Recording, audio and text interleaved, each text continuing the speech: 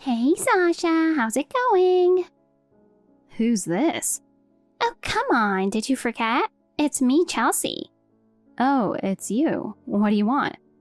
Wow, seriously? I reach out after so long, and this is the cold response I get? It's been 12 years since I moved out, I guess. Yep, you should be happier. I mean, your beautiful, adorable little sister is reaching out to you. That alone should bring you to tears. I don't really get why you're acting all distant with me. You don't think there's a reason for that? Nope, not at all. Uh-huh. Well, it's good to know that after almost 12 years of not hearing from you, nothing has changed. Of course not. Can't you tell how amazing I am, even through just a text? Yeah, your overblown ego seems to have gotten even worse. Excuse me? You've always been like this, though. Ever since we were kids, you thought you were the center of the universe. I remember in kindergarten, you say, "I'm everyone's princess," every day and act like that at home, too. And at the running race, you just walked up to the starting line even though it wasn't your turn and said, "If I run, we'll win." No one even asked you to. Well, I was the fastest. Everyone probably wanted me to run, right? No, pretty sure they were more annoyed than anything. And at the school play, even though you weren't the lead, you just walked up to the front and started waving like, "Everyone, look at me." Remember that? It's crazy they didn't pick me for the lead. I was the most stunning one on stage. Just because some girl was a little better at acting, she got the part, even though she wasn't as petty as me. And who wants to watch some boring lead actress when I'm there? So naturally, I stepped up and waved to the crowd to make them happy. I've always had a generous spirit, haven't I? Yeah, well, no one really appreciated that. Didn't you notice that everyone was seriously weirded out by you? You've never cared how people reacted to you. You always believed you were the star of the show. Because I am the most dazzling one, so what's the problem? Yeah, sure. All right, I'm done here. I've got work to get back to. Oh, hold on. I haven't even gotten to the point yet. There's more? I'm getting married. Oh, yeah? Well, congratulations. I assume I'm not invited to the wedding, right? Wow, you catch on quick, don't you? Didn't think I'd be invited from the start. So I guess I don't need to tell you the time or place, huh? Doesn't matter. Are you sure about that? If you want to tell me, go ahead. Either way, I'm not coming. That's kind of a vague response, but okay. Just know your lack of interest might lead to some regrets later. How so? Whatever, it doesn't matter. Even if I were invited, I wouldn't go, so no worries. Got it. I'm really looking forward to the big day. Yeah. Be happy somewhere out of my sight, please. Oh, you'll notice me. When you're as gorgeous and eye-catching as I am, you can't be ignored. By the way. What do you even look like again? Huh? I mean, I remember you being obnoxiously self-absorbed and bothering everyone, but for some reason, I just can't recall your face. What? Honestly, I might not recognize you if I saw you now. Your face is so different from mine, and there's really nothing that stands out in my memory. It's been 12 years after all. My memory's fading. Hold on. Forgetting your own sister's face is awful. It's not my fault. I just can't remember. There's no way you forgot someone as beautiful as me. It looks like getting all hysterical when someone mentions your face hasn't changed. What did you say? Oops, I've got some work to do. Wait, I'm not done talking yet. Well, I'm out of time. My break's over and I've got a meeting now. Bye. Hey, Sasha, did you see the pictures I sent you? Come on, tell me what you think.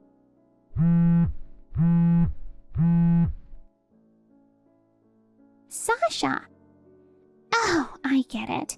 You're ignoring me because you're jealous of how gorgeous I look, right? My wedding dress is stunning, isn't it? It's custom made. It fits my body perfectly, like it was designed for a model. Every pose I struck looked like it belonged on a magazine cover. I felt like a princess looking at myself in the mirror. Seriously, reply already. I know you're jealous, but all you have to do is say, "You look beautiful," and it'll be fine, right? By the way, something even more amazing is about to happen. You better be ready because you're going to be floored. Oh, poor you. You're probably crying your eyes out right now. What are you talking about? Pretending not to know? You're too funny. No, seriously, I have no idea what you mean. How does it feel to have your fiancé stolen on the morning of your wedding? Bet you never thought I would be the one to steal him, huh? Wait, what? Oh, today's your wedding day? You're so clueless. So who exactly stole what now? I'm saying I stole your fiancé. When I texted you the first time after 12 years, he was already mine. When I heard you were getting married, I thought there was no way my ugly older sister would get married before gorgeous me. So I made sure to take him away. Okay. Which fiancé are we talking about? What do you mean, which? Stop playing dumb. It's Tate, obviously. Wait, Tate? Yep, I stormed into the groom's room in my wedding dress this morning and told him I wanted to marry him, so forget the other woman and make me his bride. Let me tell you, it was too easy. Men really are weak when it comes to beautiful women. All it took was some flirty eyes and he was putty in my hands. So there we were, me in my wedding dress, him in his tux, in the groom's room. We stripped off everything and pledged our love. Too bad for you, Sasha. I stole your fiancé and your bride's title. Now that you mention it. Are you talking about Tate, my ex from 5 years ago? Wait, what? Ex? Yeah, he's my ex. From 5 years ago? Yeah. Back then I got transferred for work and we had to do long distance for about half a year. That's when we slowly started drifting apart. At first, we stayed in touch regularly, texting and calling to reassure each other. But as time went on, the distance made it harder to find time to talk, and our conversations became less meaningful.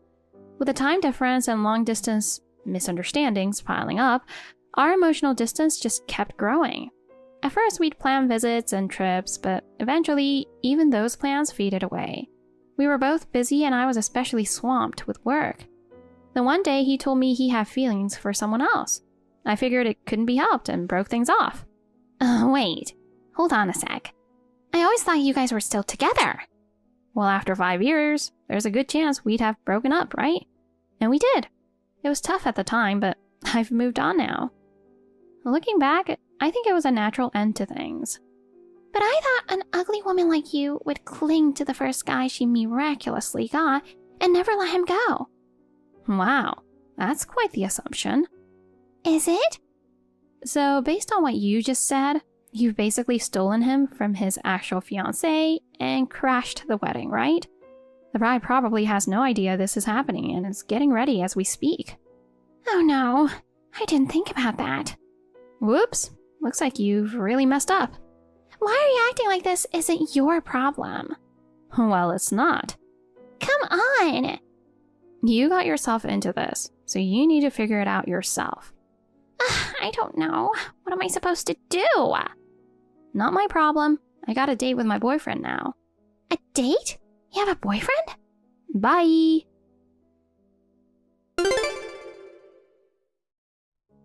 This is the worst. This is all your fault. You again, Chelsea? What now? Tate's fiancé is demanding I pay her compensation. Well, that's no surprise. You need to pay it for me. Why me? Because it's your fault for breaking up with him. I can break up with whoever I want. That's none of your business. You should have told me when you did. I didn't owe you that kind of information. I only work part-time, so I don't have the money. You've got a good paying full-time job, right? Pay for your cute little sister. I've never thought you were cute. Why don't you ask Mom and Dad? They've always spoiled you, treating you like the cutest thing in the world. I'm sure they'll help. I can't rely on them. Why not?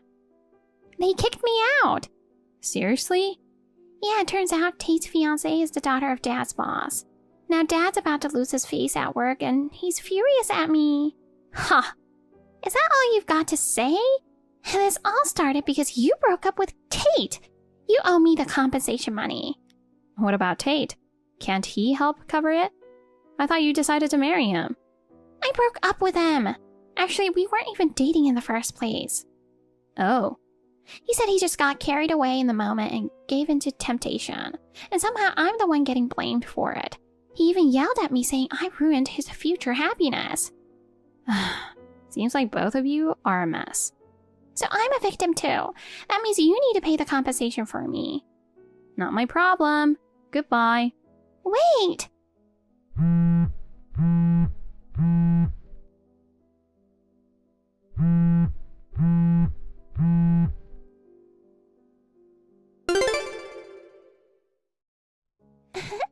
Serves you right. I can just picture your face now crying out of jealousy. But you know when ugly people cry, they just look even worse. It's honestly unbearable to look at it. Excuse me? This time I really stole your fiancé. It's been a few months since everything happened and it was super hard for me. But I finally figured out who your real fiancé is. And guess what? I've successfully stolen him this time. Huh? Remember when you said you were going on a date with your boyfriend? I couldn't believe an ugly girl like you had a boyfriend, let alone the future CEO. I don't know how you managed to snag such a high-profile guy, but he's way too good for you. So naturally, I stepped in and took him for myself. Thanks to that, I can now easily pay off the compensation Tate's ex-fiancé demanded from me. A future CEO. Thanks, Sasha. Seriously, what are you talking about? Oh, come on, don't pretend you don't get it. Today really is the day. It's your wedding, isn't it? Huh? You're not worthy of marrying the CEO's son, so the beautiful bride will be me instead. Chelsea? What nonsense are you spouting this time? Nonsense? Want to know the identity of your groom? What groom? Never mind, just tell me his name like the last time. It's Nathan. Nathan? Is it Nathan Clark? Of course! This time it's my victory. Feels like I've won it all. This Nathan Clark you're talking about? He's actually the future CEO of a company that does business with the one I work for. Oh, you work for his client company? Yes, we've had a long-standing relationship. Since I moved to my current department, we've collaborated on several joint projects. We've had many opportunities to meet, mainly for large international trade contracts and discussions about securing new business partners. He's young but extremely capable, and he's fantastic at leading his team and managing projects. We trust him as a business partner. There was even a time when we were negotiating a major contract, and both of us had to push hard for our respective companies' interests. It was a tough negotiation. I see. He may seem friendly and easygoing, but when it comes to business, he's sharp and strict. After that negotiation, we built a strong sense of mutual trust, which led to more deals between our companies. I haven't seen him much since I transferred, but during a 3-week business trip to his city, we met up a few times and even had dinner together. A business trip? Yeah. Remember when I told you about the transfer that caused the long-distance relationship with Tate? That transfer was actually to an overseas branch. Overseas? Yep. Occasionally I come back for business trips to the headquarters or other branches in the US. When I had dinner with Nathan, it was strictly business. Wait a sec. So, all that stuff you were talking about with projects and meetings, you were saying it's just work between you guys? Exactly. Now that I think about it, during that trip, I stayed near my old apartment. Did you happen to see us together and then jump to the conclusion I figured out my sister's boyfriend? Wait, no way. Could it be? Am I wrong again? Yep, totally wrong. Also, I've been in a relationship with a local guy for the past 2 years, and we got married 2 months ago. Holy cow! Yep, an international marriage. We only invited his family and some friends I've made here to the wedding. You didn't tell me anything. Well, I'm telling you now. That's just after the fact. Listen, do you really think I'm obligated to report every detail of my life to you or our parents?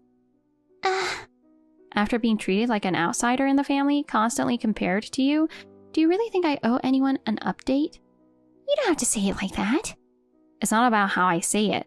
It's the truth. Ever since we were kids, Mom and Dad always praised you, saying how cute and smart you were, right? Well, it's not my fault. I'm 100 times cuter and smarter than you. But even for siblings, that kind of favoritism was pretty extreme. They always compared me to you in everything.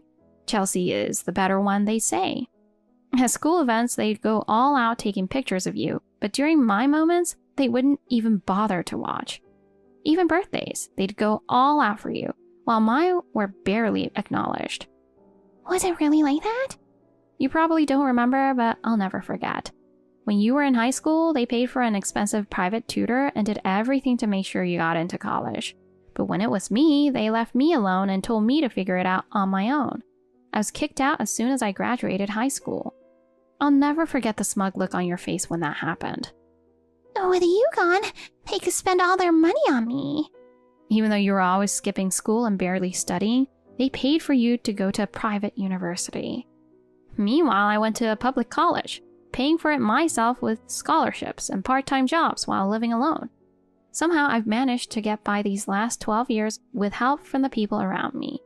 But honestly, I never thought I'd still have to deal with you obsessing over my life like this. I just couldn't stand the idea of you being happier than me. An ugly sister unloved by our parents should always be more miserable than me and constantly suffering. So that's why you tried to steal my fiancé. But you've made a huge mistake, twice now, by getting all excited over nothing and targeting the wrong guy both times. Shut up! It's your fault for being so misleading.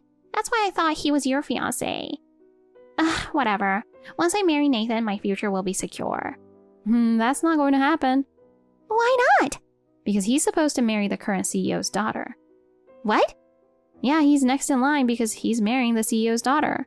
But now, thanks to your little stunt, the wedding is probably off, and he's looking at being demoted. Or worse, fired. Oh my gosh! What do you mean? I don't know what to tell you. Just like with Tate, you've done this to yourself, so you'll have to figure it out on your own. That's all I can say. No way! This is the same as last time. Am I getting hit by compensation again? Maybe it's time you get a real job. No way! I can't pay it all by myself. Please, Sasha, help me!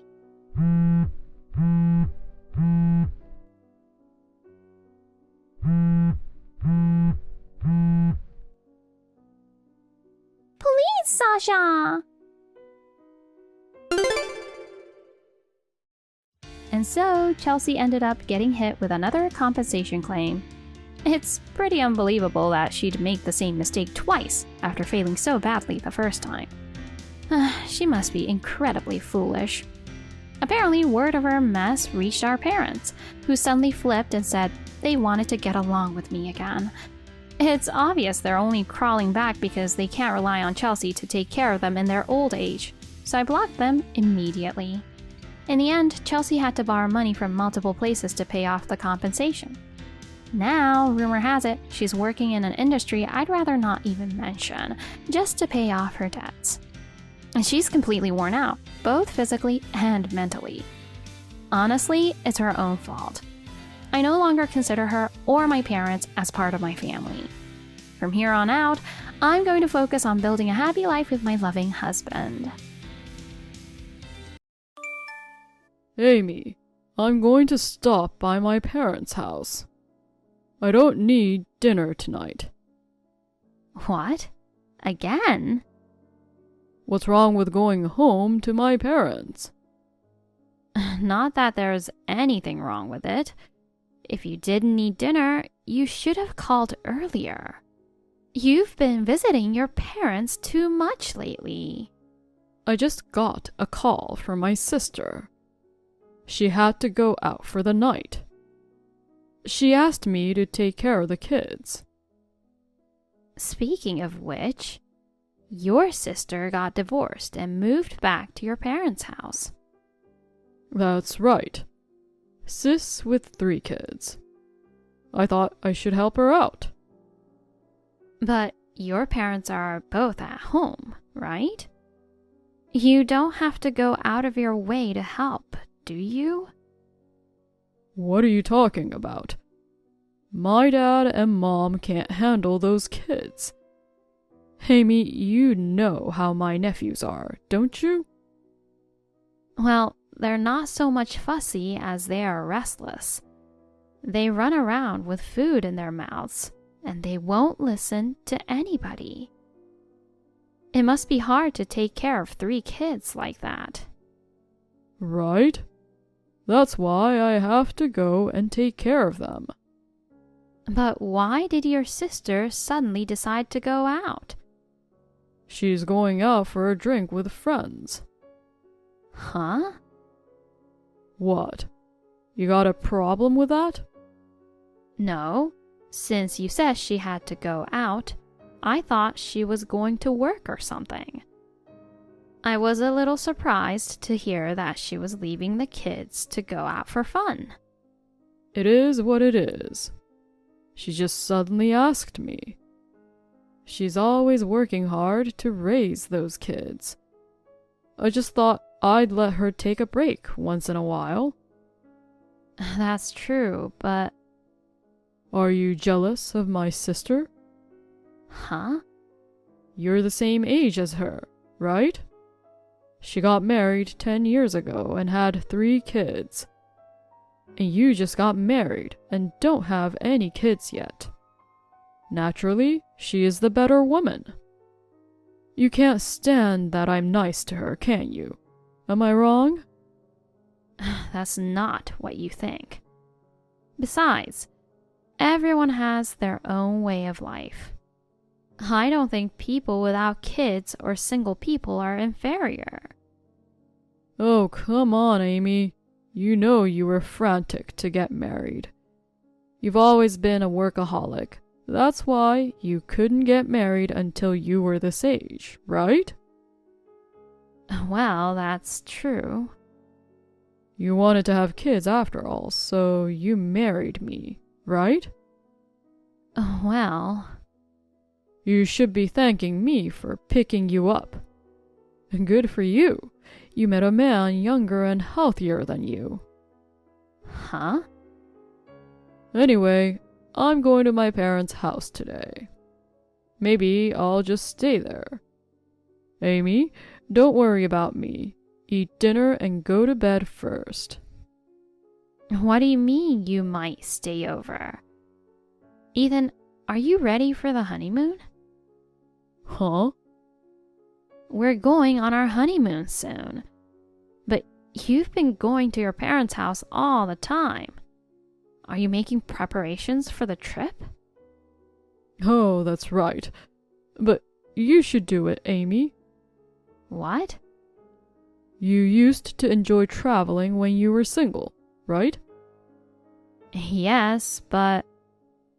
You've been abroad a lot, right? But I've only been abroad once. It would just be much better if I left everything up to you. No, I can't prepare for someone else's trip. I don't know what guys need. No, that's fine. Just play it by ear. You can go through my stuff, so go ahead and prepare whatever. Oh, come on. I don't really need anything special. If there's anything I need, I'll put it in there myself later. Ethan, maybe you don't care about the honeymoon? Huh? That's not true. I'm really looking forward to it. Then you don't have to dump all the travel preparations on me, do you? You're my wife, right? You can at least pack your husband's luggage.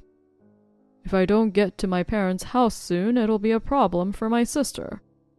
See you later. Hey, Ethan. I'll be busy with my nephews. And don't call me about little details. What? Hey, Amy, what's up? As soon as we got off the plane, you took off somewhere.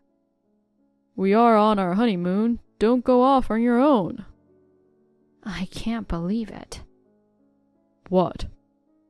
We're on our honeymoon today. Why is your family coming with us? Be happy. My whole family's coming with us on our honeymoon. Come on, it's the first time for both my dad and mom to go abroad. I'm glad we got to take care of them. My sister's kids were so excited to be on a plane for the first time. What do you mean, be happy? Are you stupid? What? Are you mad at me? Of course I'm angry. Bringing your parents and sister's family on our honeymoon? Don't you think it's strange? No, I don't. I think it's better to have more people and have more fun. Not good at all. This is not a honeymoon. A honeymoon is for 2 people. That's just what you want. That means you didn't want to go on the trip, just the 2 of us? It's not like that. When I went to my parents' house the other day, I mentioned something about our honeymoon. My sister said, "Oh, that sounds nice. I want to go too." I couldn't help but to ask her to come with us. I'm exasperated. But I couldn't leave my nephews behind and just take my sister alone. So of course, the kids would have to come too, right? Then my dad and mom said they wanted to go too. So the whole family ended up coming with us on our honeymoon. So you turned our honeymoon into a family vacation without consulting me. Well, we're all here together now, so there's not much we can do about it. Let's get back in a good mood and enjoy the trip. I mean, my nephews are running all over the place. I need you to get back here and keep an eye on them. That's not even funny. I can't believe I have to babysit on my honeymoon. Wait, you don't like kids? That's not the case. I've always wanted kids. I can't wait to have them.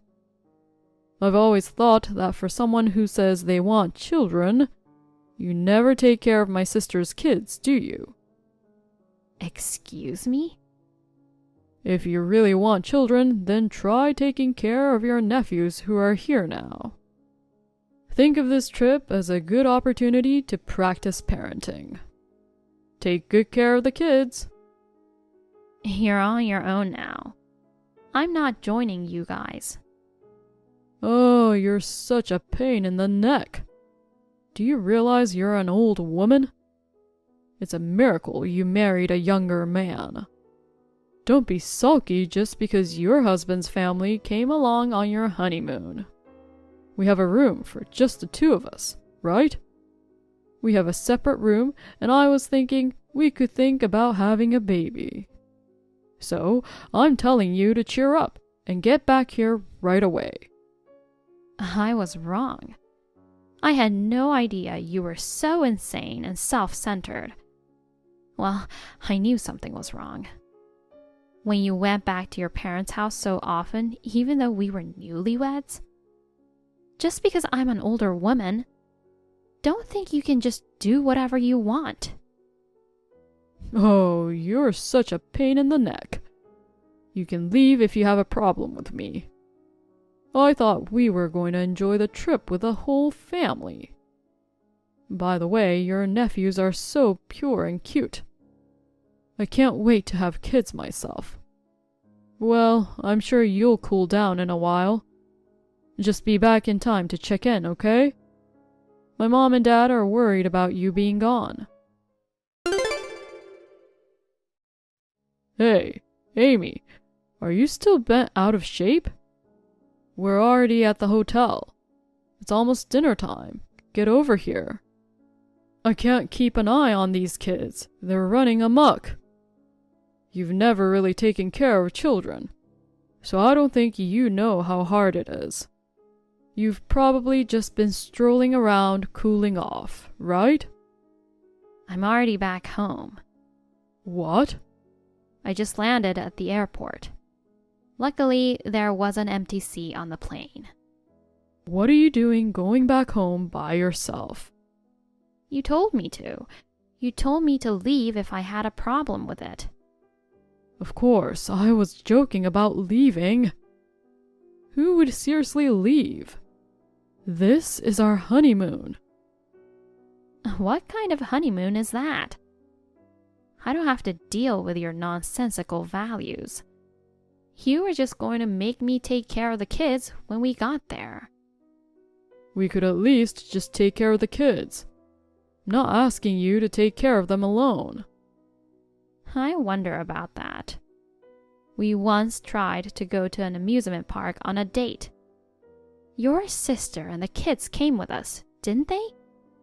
You and your sister just dumped the kids with me. You two went off on your own to have fun. You made me pay for most of it, and you didn't even thank me. You were going to use me as a babysitter for this trip, while you went off and had fun with your family anyway. I don't want to be used by your in-laws anymore. But this time, we're the stars of the show, you know. What are we going to do without you, one of the main people? You're the one who made me get the hotel, the airline tickets, everything. You made me pay for everything and you didn't pay a penny. I even had to pack your luggage for some reason. How is this not being a slave, but being a new wife? Okay, I didn't know you were so frustrated. I'm sorry I made you do all the travel arrangements. It's too late to apologize now. But now that we're here, what can I do? If I see the kids' happy faces, I won't be able to turn them away, and neither will you. So, just come back and cool off. We'll just enjoy the trip as a family this time. And if you want, then we can just do our honeymoon, just the two of us, somewhere else. How dare you? You're going to make me pay for it anyway, aren't you? No, I'll pay for it next time. I'm not listening to you anymore. If you want to get your way so badly, get someone else to do it. Wait, you don't mean you're divorcing me? Of course I'm divorcing you. You're overreacting just because I brought my family on vacation. We can't stay married if you think I'm overreacting. Our values are too different. Damn, you've been saying whatever you want to me for a while now, you old hag. You're so desperate to make money that all you do is get old and have no chance with a man. Go ahead, say whatever you want. I'm divorcing you. If you divorce me, you may never have children. I'm not going to give you another chance when you come back to me crying. Amy, how are you doing? I haven't seen you for more than a year. Are you still working as hard as ever? What's up? What do you want now? I thought it's time to settle down and have a good talk. Talk about what? I have nothing to say to you. You don't have to be so cold about it. We've been through a lot since the honeymoon. You just packed your bags and left. After all, I had to leave too, and it cost me a lot of time and money. Of course it did.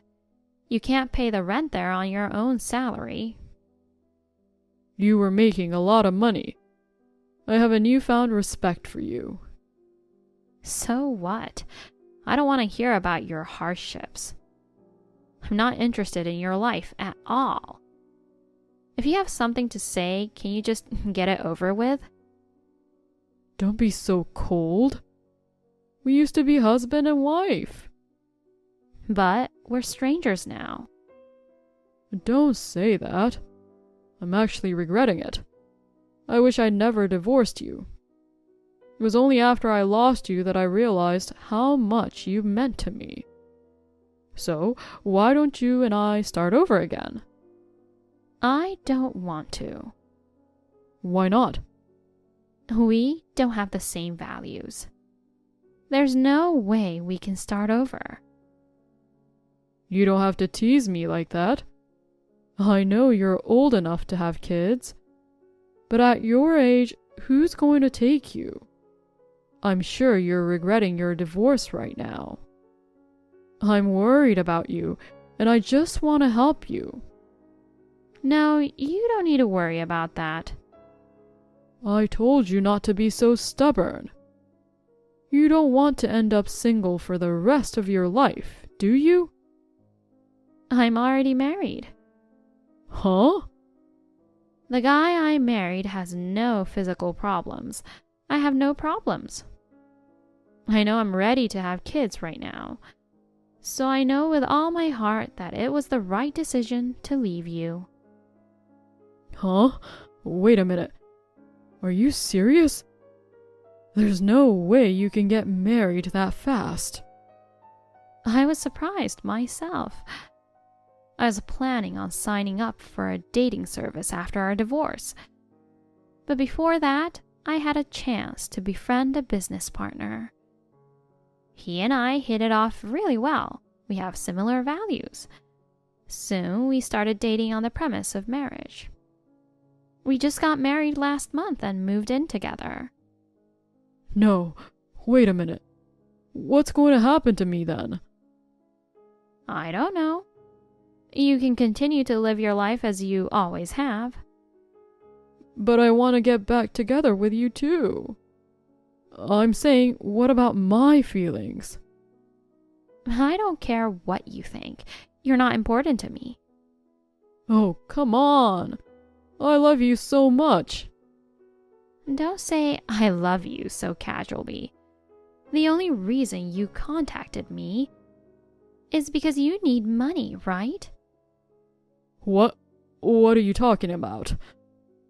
I genuinely love you. Money got tight after you broke up with me, so you wanted to get back together with me, didn't you? After you married me, your lifestyle improved drastically. You bought your nephews all the toys and stuff they wanted. That's, You were always taking your sister and the nephews to amusement parks and movie theaters. But I was always the one paying. You acted like you were paying for it.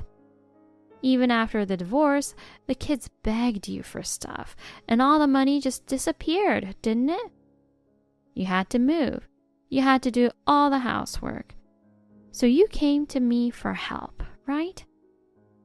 You're right, but... Or you wanted to take advantage of my hunger and inability to find a man. And then you were gonna spend all my money on fertility treatments. What? How did you know about that? Looks like I hit the nail on the head. You're unable to have children. Actually, yes, that's right. I didn't think that I, as a man, could be infertile. But how the hell would you know? I don't remember giving you the test results. I knew something was wrong for a long time. Even though my body was fine, and even on a good day to have a baby. We couldn't have a baby no matter how many times we tried. I was beginning to wonder if there was something wrong with you. Well, you saw through it all, didn't you? I actually have a coworker who is having trouble having kids. He said it's very expensive to get it cured. I've tried a lot of things, but nothing's worked. So I went to check it out the other day. And sure enough, I was in shock. I love kids, and my sister's kids are so cute. I'd love to get treatment, but we don't have a lot of money. So you tried to rip me off to pay for the treatment. I didn't mean to take money from you. I was just trying to get you to help me. You said you wanted a baby too. If I could get better and you could have a baby, isn't that a win-win for both of us? What do you mean, win-win? You only think about yourself.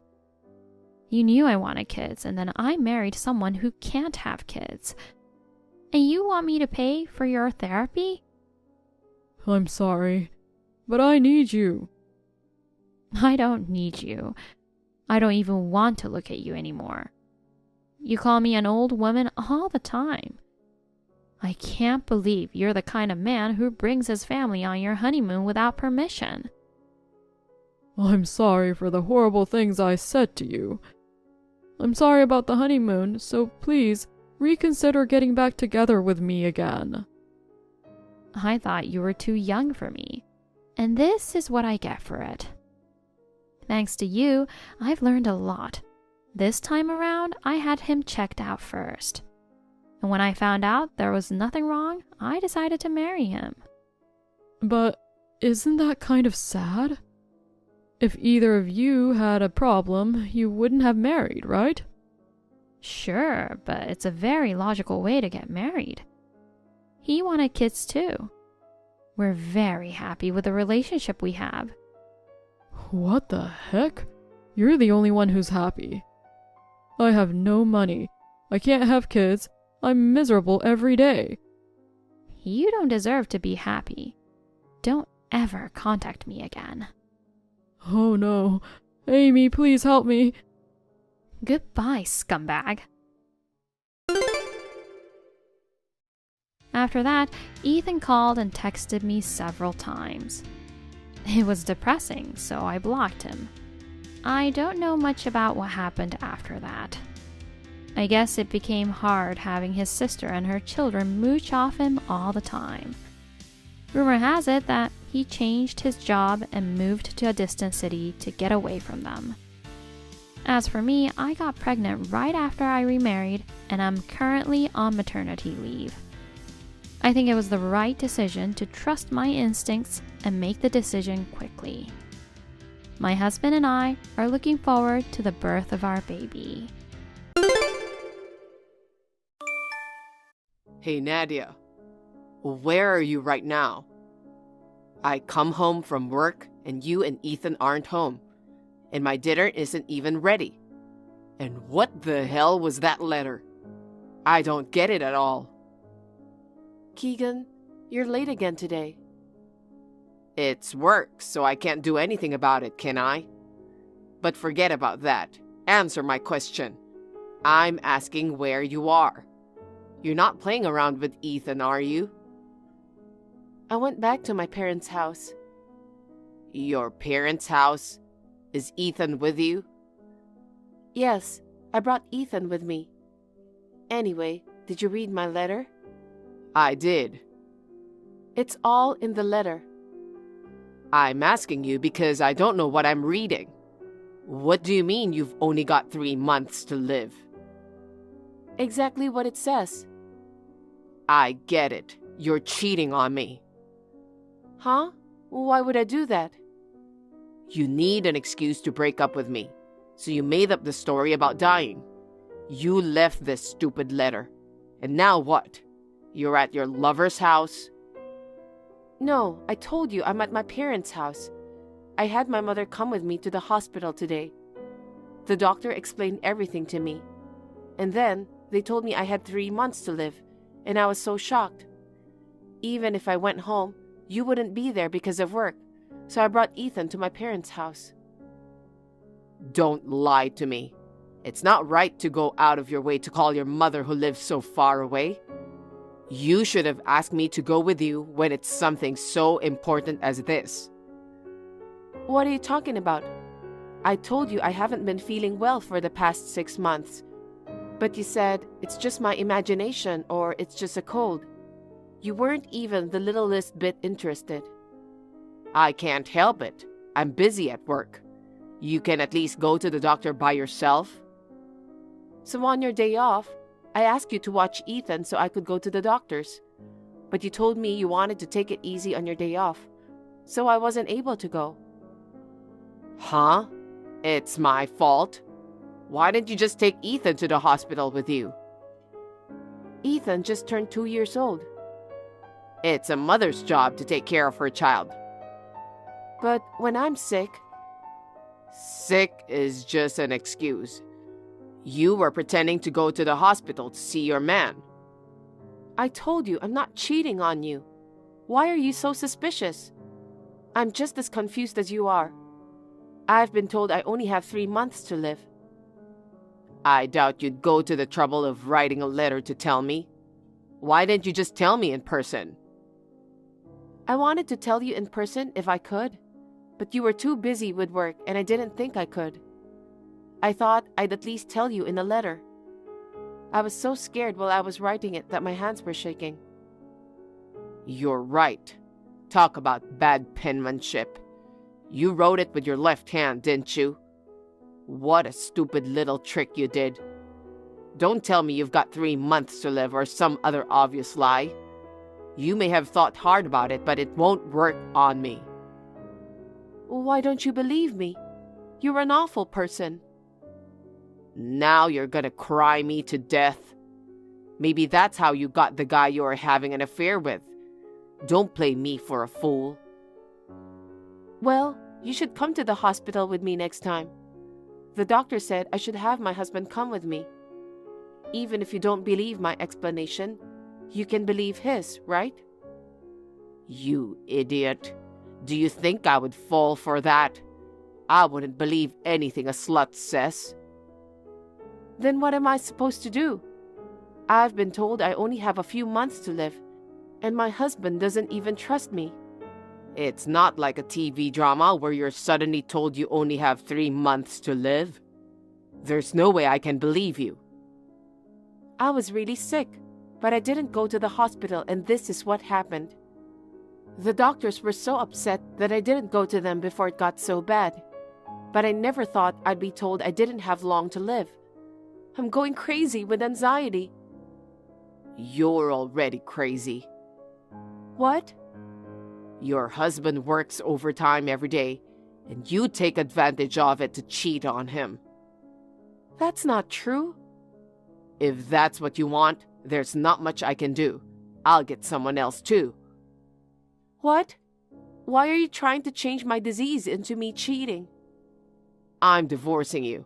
Don't come home again. Wait a minute.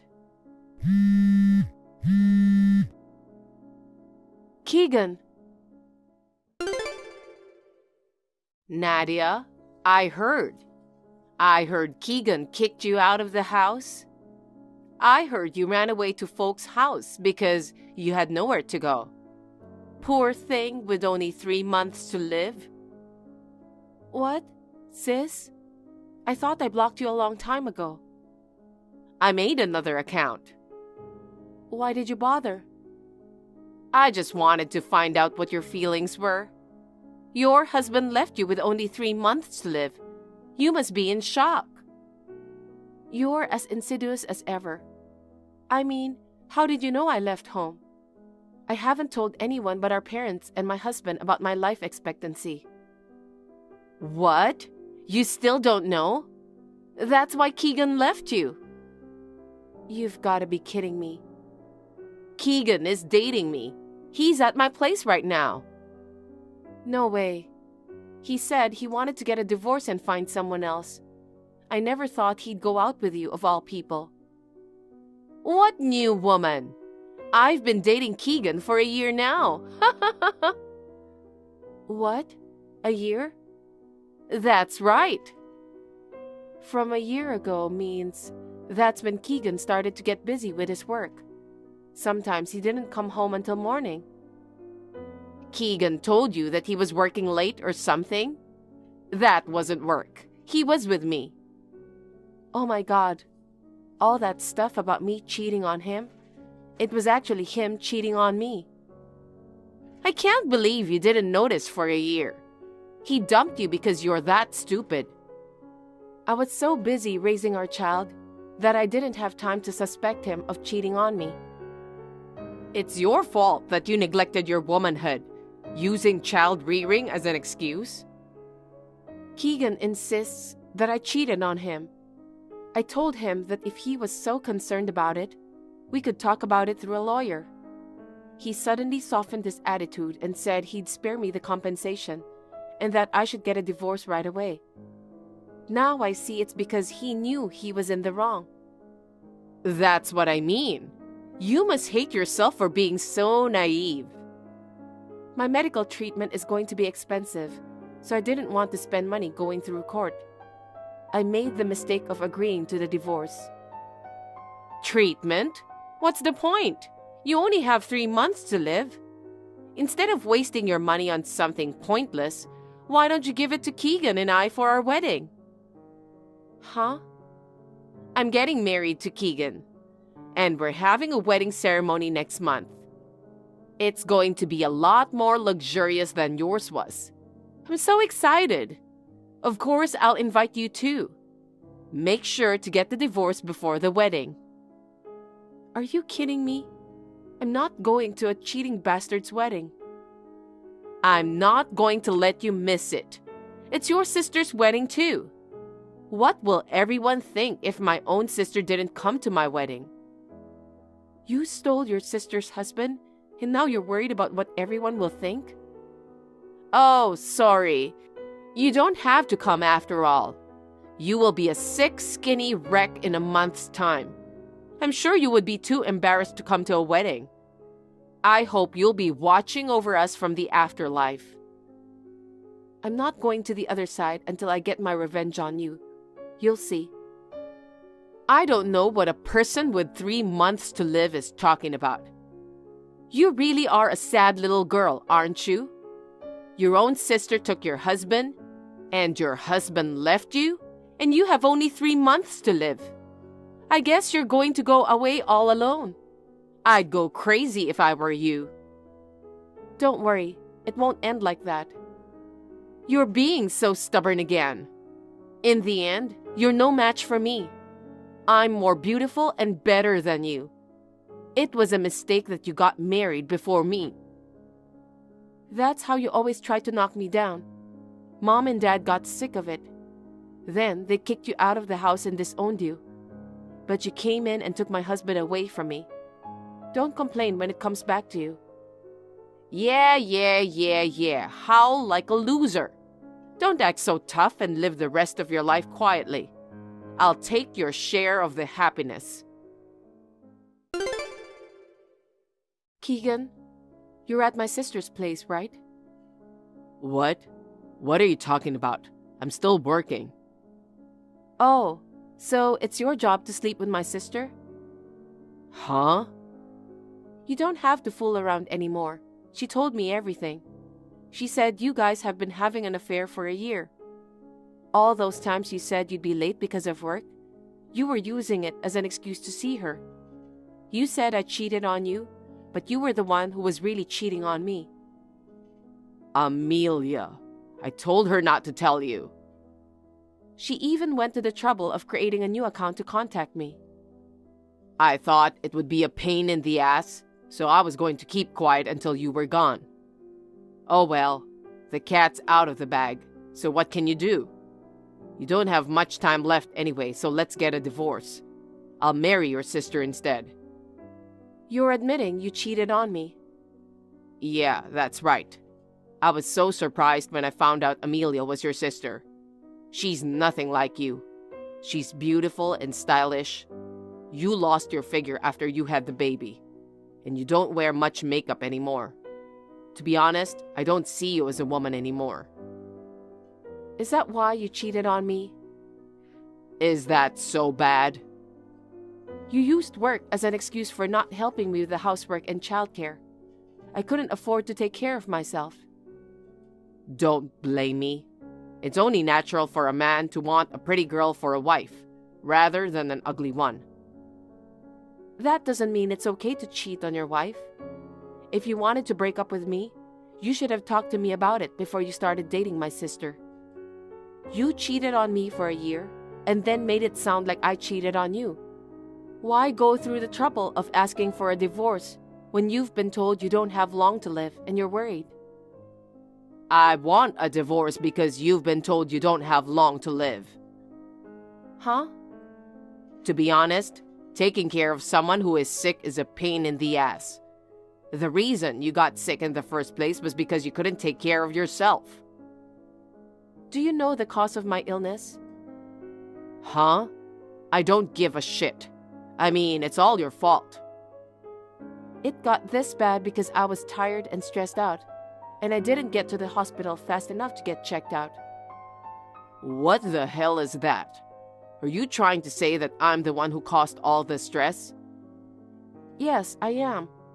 I'm having a hard time raising a family for the first time, and my husband comes home late all the time, and he won't even let me go to the hospital when I'm sick. No, that's just paranoia. Either way, it's too late to accuse me of cheating on you now. You agreed to leave me as soon as possible without compensation, right? But now that the cheating has come to light, I can get compensation. I didn't agree to anything in writing. What's the point of getting compensation? You have 3 months to live, so even if you get some money, it's a waste. I mean, you'll die by the time we're done with court. Like I told my sister, I'm not going to die until I get my revenge on you guys. Well, good luck with that. If you're so inclined, I'll file for compensation too. Huh? Don't tell me you're going to charge me for cheating on you. No, I'm not. I'm filing it because I've suffered emotionally, because you married me while pretending to be someone different from your true nature. My true nature? What are you talking about? I heard you and your parents kicked Amelia out of their house. You made some crazy accusations and got jealous of the lovely Amelia, didn't you? I'm in a lot of emotional pain because I married a woman I didn't know was such a scumbag. That's why I'm filing for compensation. Are you stupid? You heard that story from my sister? She deserved to be kicked out. She's always been an enemy of mine. She was bad-mouthing me and breaking things I cherished. She was harassing me behind my back. Shut up. Amelia is the only one who would never harass anyone. She's a pure and sincere woman. What the hell are you going on about, cheater? You're such a jerk for kicking out your own sister. You're getting sick as divine punishment. Suck on that. Oh yeah, that's enough. Like I said, I'm working on getting compensation. And child support, of course. And if you want to hire a lawyer, you're on your own. I don't know if there's anyone who can represent you. You're just blabbering on. You only have 3 months to live anyway. By the time you get anything from me, you'll be long gone. I'll see you in 3 months. I'm gonna make you regret this, so get ready.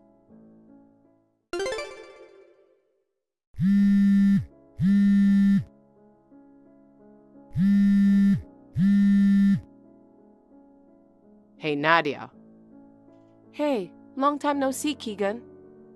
I can't pay compensation and child support anymore. What are you talking about? Paid on time as promised. Give me a break. I couldn't even have a wedding with Amelia because you asked for compensation. I don't give a damn about that. Are you trying to take away my life too? Your life?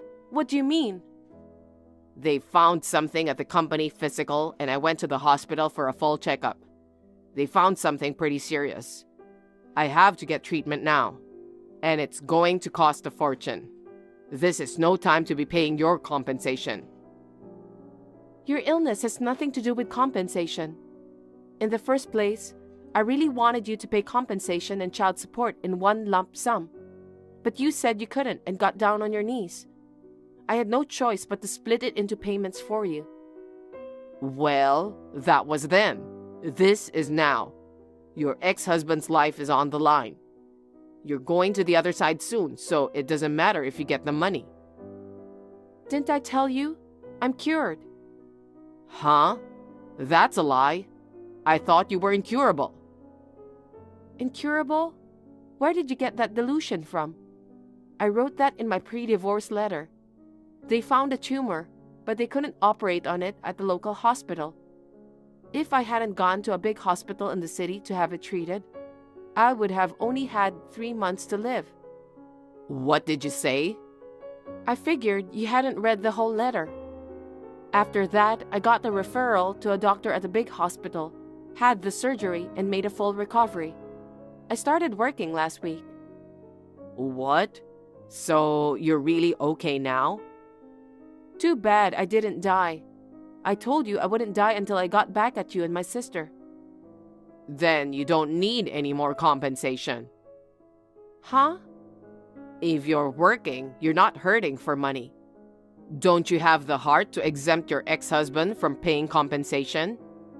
I would think you would want to help him as much as possible. Why should I help you? You have a new wife. The thing is, I can't count on Amelia. What? She's busy with work. She's hardly ever home.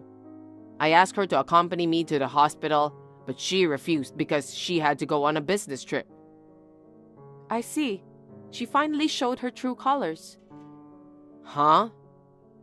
That's the kind of woman my sister is. What do you mean? She dumped you. She's probably at another guy's house around now. Hey, what are you talking about? Amelia's not that kind of woman. She only loves me, and she said she'd never had a relationship with anyone before she met me. Never had a relationship with anyone? That girl, she mistook anyone with everyone.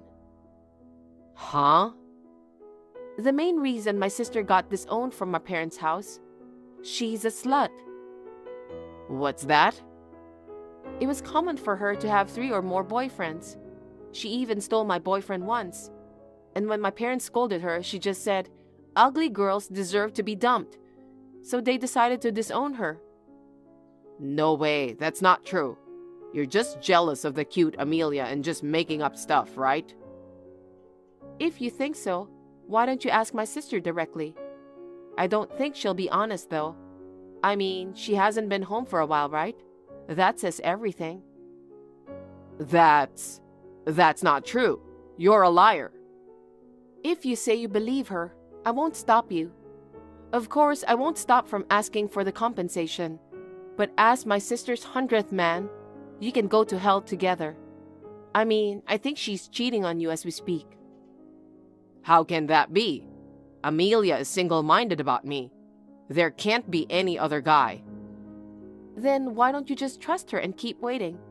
It's not very manly for a guy who cheated on his wife and dumped her to ask her to reduce the compensation, is it? Nadia, wait a minute. I'll pay the compensation. Just wait a little bit for the payment. I decline. I won't wait a day and I won't reduce it by a penny. Well then, good luck. Oh no, that's impossible. As I predicted, my sister was having an affair. When Keegan's illness was discovered, she ran away from him. When Keegan found out that I was right, he was furious. My sister, on the other hand, was not so sorry, and she confronted him with a divorce. Keegan's medical condition worsened while they were fighting in the mud. He quit his job and without treatment, waited alone for the end. However, hell waited my sister, who seemed to have successfully escaped. The man's wife found out about the affair. She demanded a large amount of compensation. In the end, my sister and the man she was cheating with decided to break up. She is now working at night to pay the compensation. As for me, I am doing my best at work while my parents help me raise my child. My health is good these days, and I would like to continue to put my health first. I finally found you. You're a con artist's mother. How dare you live like this?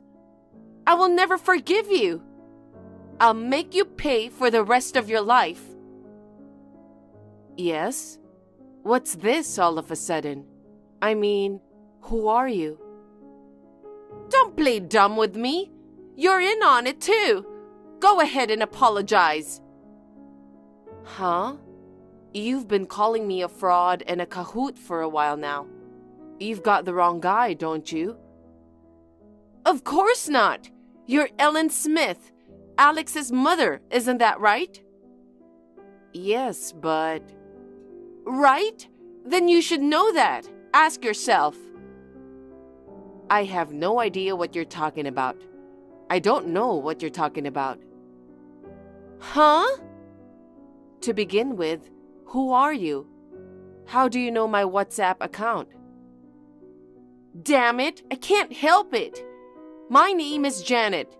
I'm your son's girlfriend, Janet Johnson. I found your WhatsApp account on his phone too.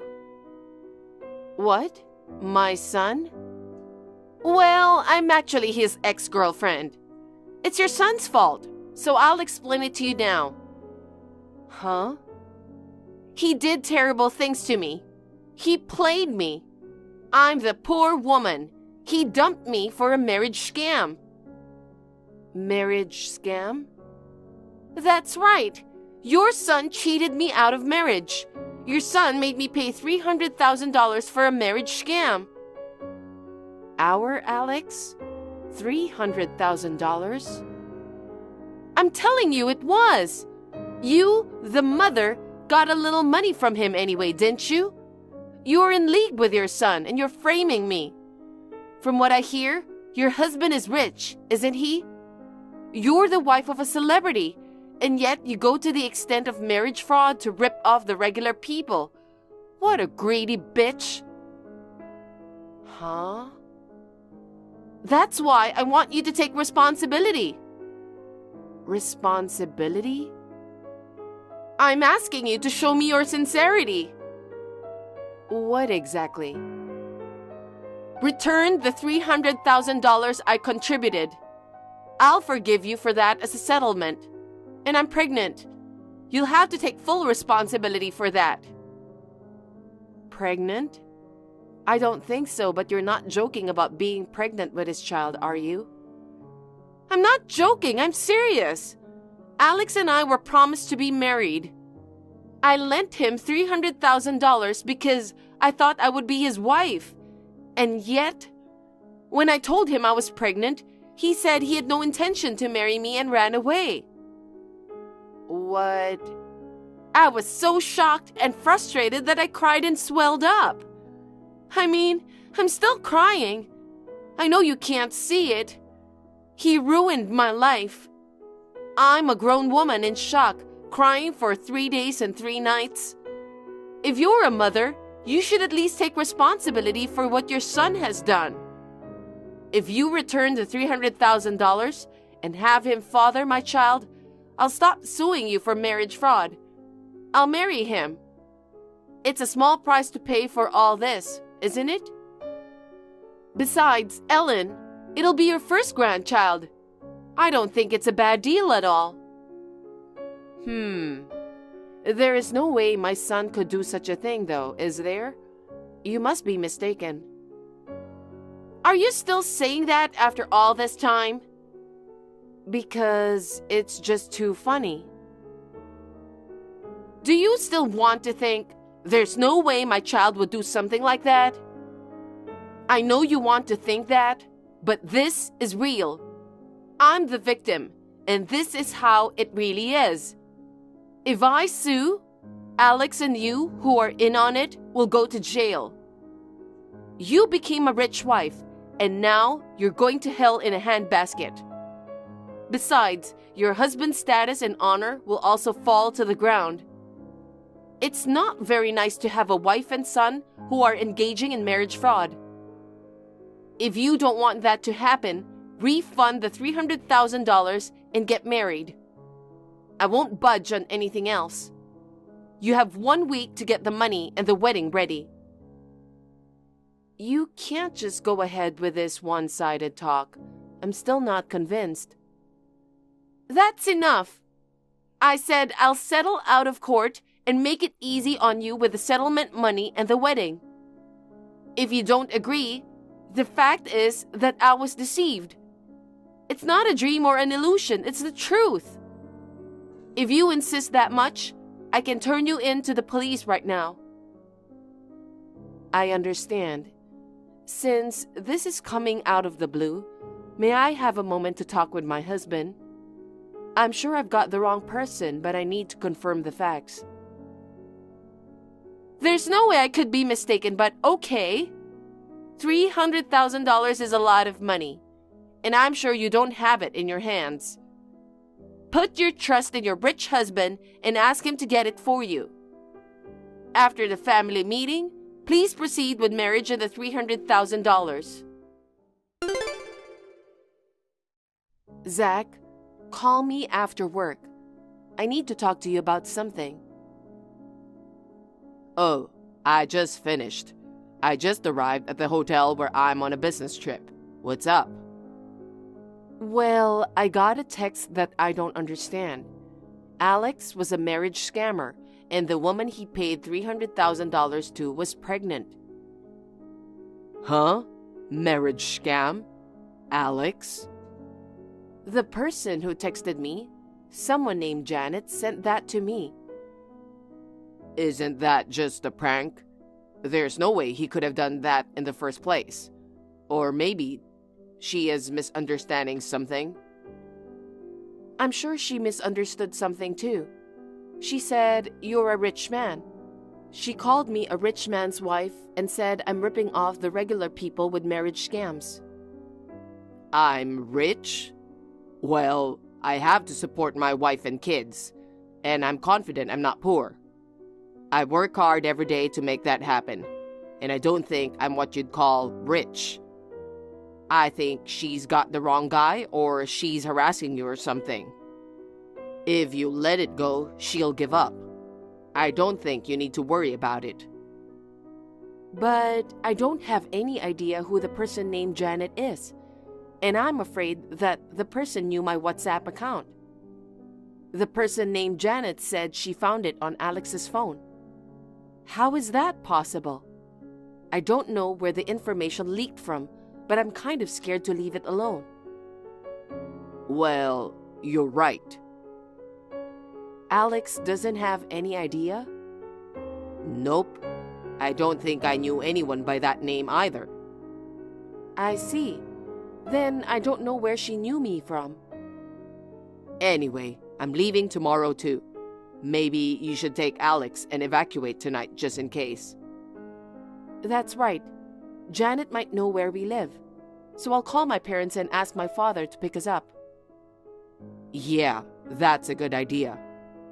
Also, maybe you shouldn't reply to her until you know for sure. Your father's a police officer. If you're at your parents' house, I feel safer. Yeah, that's right. I'll keep an eye on it and think about it while I deal with it. Okay, well, I'll get ready to go as soon as I can.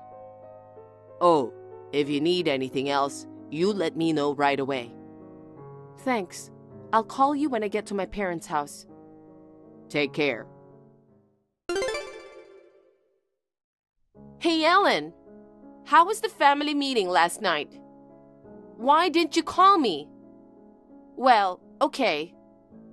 I'll take it that if you don't call me, it means that you'll have the $300,000 and the wedding within a week as you promised. If you don't keep your promise after a week, I'll sue you. Zach, I found out who that Janet is. Really? And I also found out who that Alex is. Oh. Can you come over to my parents' house after work so we can talk about the details? Okay. Sorry to keep you waiting, Janet. I've spoken to my husband and called you. Oh, it's you. For the past week, you haven't even replied to my... I knew it. I'll make it $400,000 in an overseas wedding. Tell that to your rich husband. Otherwise, I'll sue you as soon as I can. Listen, Janet. My child is 2 years old. Huh? And she's a girl, so it's impossible for Alex to get you pregnant. Huh? What are you talking about? What do you mean, a 2-year-old girl?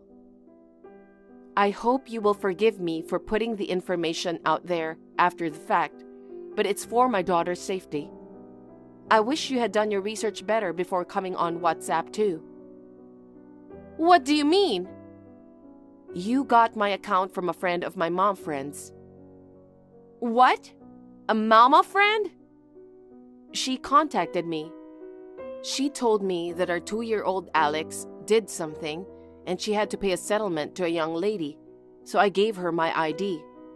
Did you hear from her? I said, You're kidding! Those young mothers who were chatting in that park, are they your mom friends? Yes, they are.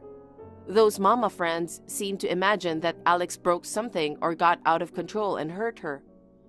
My daughter is smart and quiet, and she wouldn't do such a thing. I don't remember having to pay any settlement money at all.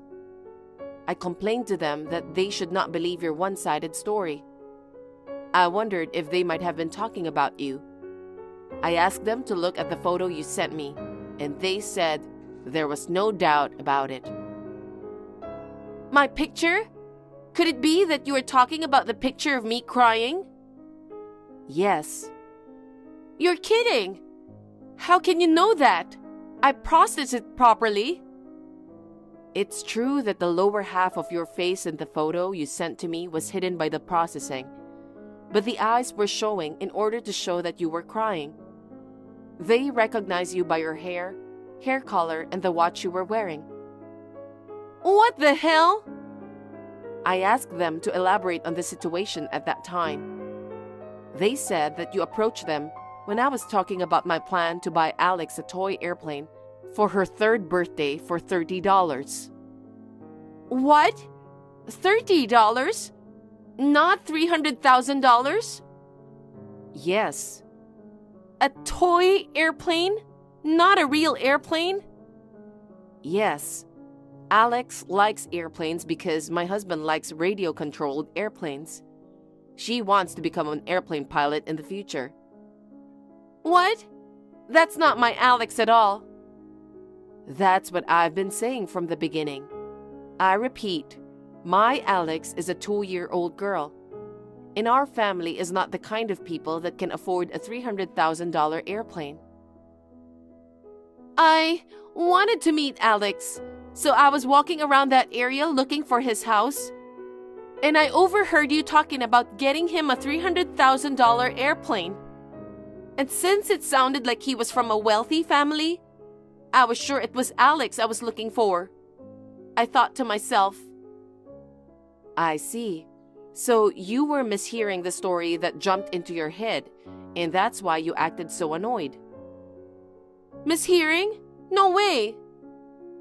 The Alex you're referring to was a male friend of yours when you were attending university in Boston, and his family is wealthy. That's why you called me a rich man's wife. Yes, but do you know him? I think that Alex is someone who used to live in our neighborhood. Really? Then do you know where Alex is now? I'm from a different city, so I don't know him. But my neighbor told me that I heard that after graduating from university, he got a job at an overseas company and has been away from the US for 7 years. 7 years ago? Especially in the last 2 years, he hasn't returned to the US due to the recent global situation. So there is no chance that you will conceive his child. Huh? What on earth do you think you're doing? Calling this a marriage scam? Getting pregnant? Oh my God! Yes, that's right. As you can see, it's all a lie. I knew it. It's all his fault. When we were in college, no matter how often I asked him out, he never took me seriously. In fact, he started going out with another girl. Don't you think that's terrible? That's a question that's hard for me to answer, not knowing what happened back then. But I still couldn't forget him. I had heard that his parents lived in this town when I was in college, so I came all the way here to visit him. And yet, I jumped at the chance to being talked about Alex, thinking it was my lucky timing. I had no idea that it was actually about a completely different Alex. No, and then you told me you were pregnant and that he was a marriage cheat? How could anyone believe you when you hadn't seen him for years? He's not much of a drinker, so I figured he could just get drunk and pretend we had sex. No, that's sloppy. Shut up! Oh, I'm so mad at you. If you make me look like a fool anymore, I'm going to hurt you. What do you say? I'm right in front of your house. I broke all the flower pots in front of your front door. I'm going to kick you and your daughter like this. You're in the house now, aren't you? The curtains are closed, but there's a shadow figure moving. You're sneaking inside watching me. Stop sneaking around and come out. Apologize, and while you're at it, pay me $400,000. You're so screwed up, but I can't. Then fine. I'll break the window and get in the house. I'm not in the house, okay? That's a blatant lie. I can see you. I'll drag you out and make you apologize. It's my father in the house. Even though you've mistaken her for the wrong person, you've been threatening me a lot, and I've been very scared. I consulted my father, who is a police officer, to stay inside the house. My husband and I and my daughter are in a safe place, and it's not only pointless to break the glass to get in. You will be caught red-handed for breaking and entering. I said, from the looks of it, it looks like he's already caught you. A few minutes later, I received a phone call from my father informing me that Janet had been caught red-handed for breaking and entering. He also demanded compensation for the threats she had made, as well as for breaking the flower pots. With the money, my family decided to move out of the house.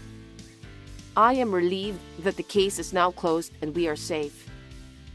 By the way, I understand that Janet prepared the compensation by borrowing money from her parents. She had never worked hard before and had been living off her parents. She was taken to a job with a dormitory and told to take this opportunity to work hard. She is now doing hard physical labor. I have a favor to ask you, Nora.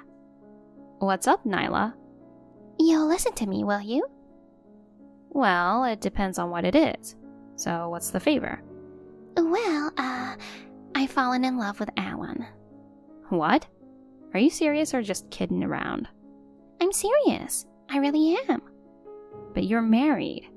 Yeah, I am, but it's just not fulfilling. Guys the same age as me can be so unreliable, you know. So, I'm into older, more dependable guys like Alan. Are you really serious about this?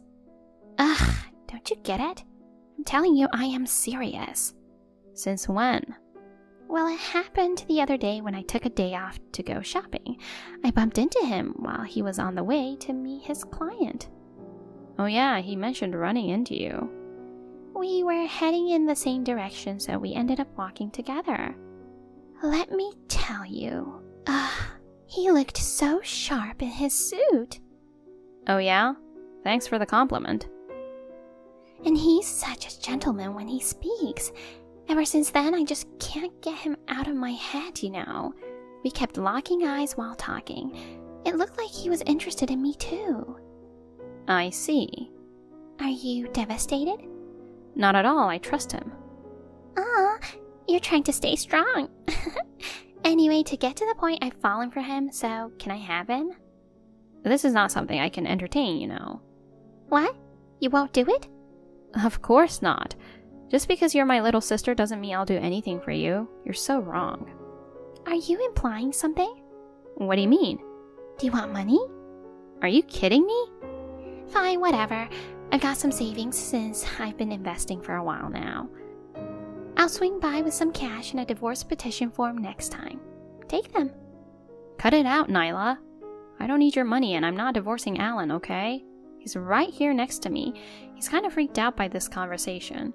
He says either divorcing me or getting with you is out of the question. That's a lie. No matter how much you don't want him to be taken away, telling lies like that isn't cool. You don't know what it's like for us when we're alone together. So it's easy for you to say that. When we lock eyes like that, it's definitely not a mistake. He has fallen for me too. He says he never locked eyes with you nor fallen for you. You keep making up stuff. I know there's no Alan next to you, right? I'm not making things up. Just because you don't like hearing things that don't fit your narrative, don't call me a liar. I'll get made, you know. Woo, I'm scared. If you're so uptight, you might end up being dumped, you know. Or maybe that's why he prefers me. Can't blame him. Being young and cute is obvious I'm the better choice. Anyway, he's actually here with me. I just conveyed what he said. Are we done? I want to go to bed early tonight. Already? Alan's going on a week-long business trip starting tomorrow and needs to catch the first train. He has a lot of luggage, so I need to see him off. Hence, the early bedtime. Wait, you better not be lying about this business trip. Enough. If you don't want to believe me, then that's your problem. I can't deal with this anymore. Bye. Wait, Nora. I'm serious about this, you know. I know he has feelings for me, too. I won't let you meddle with us. Hun, I just got back to the office from my business trip. Welcome back. You think you'll be home early tonight? Yeah, I'll wrap up the urgent stuff and head out early. I just want to tell you something about Nyla quickly. What did she do? While I was away, she was apparently talking to people at the office and sniffing around about me. Oh my god. Can't believe she did that. Yeah, I was dumbfounded too when a coworker told me about it. She was asking if my trip was legit, if there were any ladies along, or if I was cheating while away. Some even thought she was you. I had to apologize to them and explain she was my sister-in-law. They were in disbelief. They were like, "We thought you had a controlling wife." Unbelievable. Really sorry she caused trouble. I can't believe she'd go that far. Yeah, me too. My coworker secretly took a photo of her and showed it to me. It was indeed her. Is everything okay between her and her husband? Not sure. She did mention feeling unsatisfied with guys at her age the other day. He's a sweet guy and treats her well, you know. I don't know what's wrong with her. I see. My coworker told me earlier she was here again. He saw her downstairs. Good thing I didn't run into her. It would have been troublesome if she had seen me. I gotta be careful and head home early today. Alright, take care. I'll have your favorite meatloaf ready for you tonight. Yes! Love you! Nora, what you did earlier was awful. I gave you a heads up about coming to hand over the money in the divorce petition form, right? I even got you $10,000 in exchange for the divorce. But then you bailed, saying you're busy with work and can't be bothered. Listen, whether you take the money or not, you're gonna get dumped anyway, you know that? So why not just take it? Well, forget it.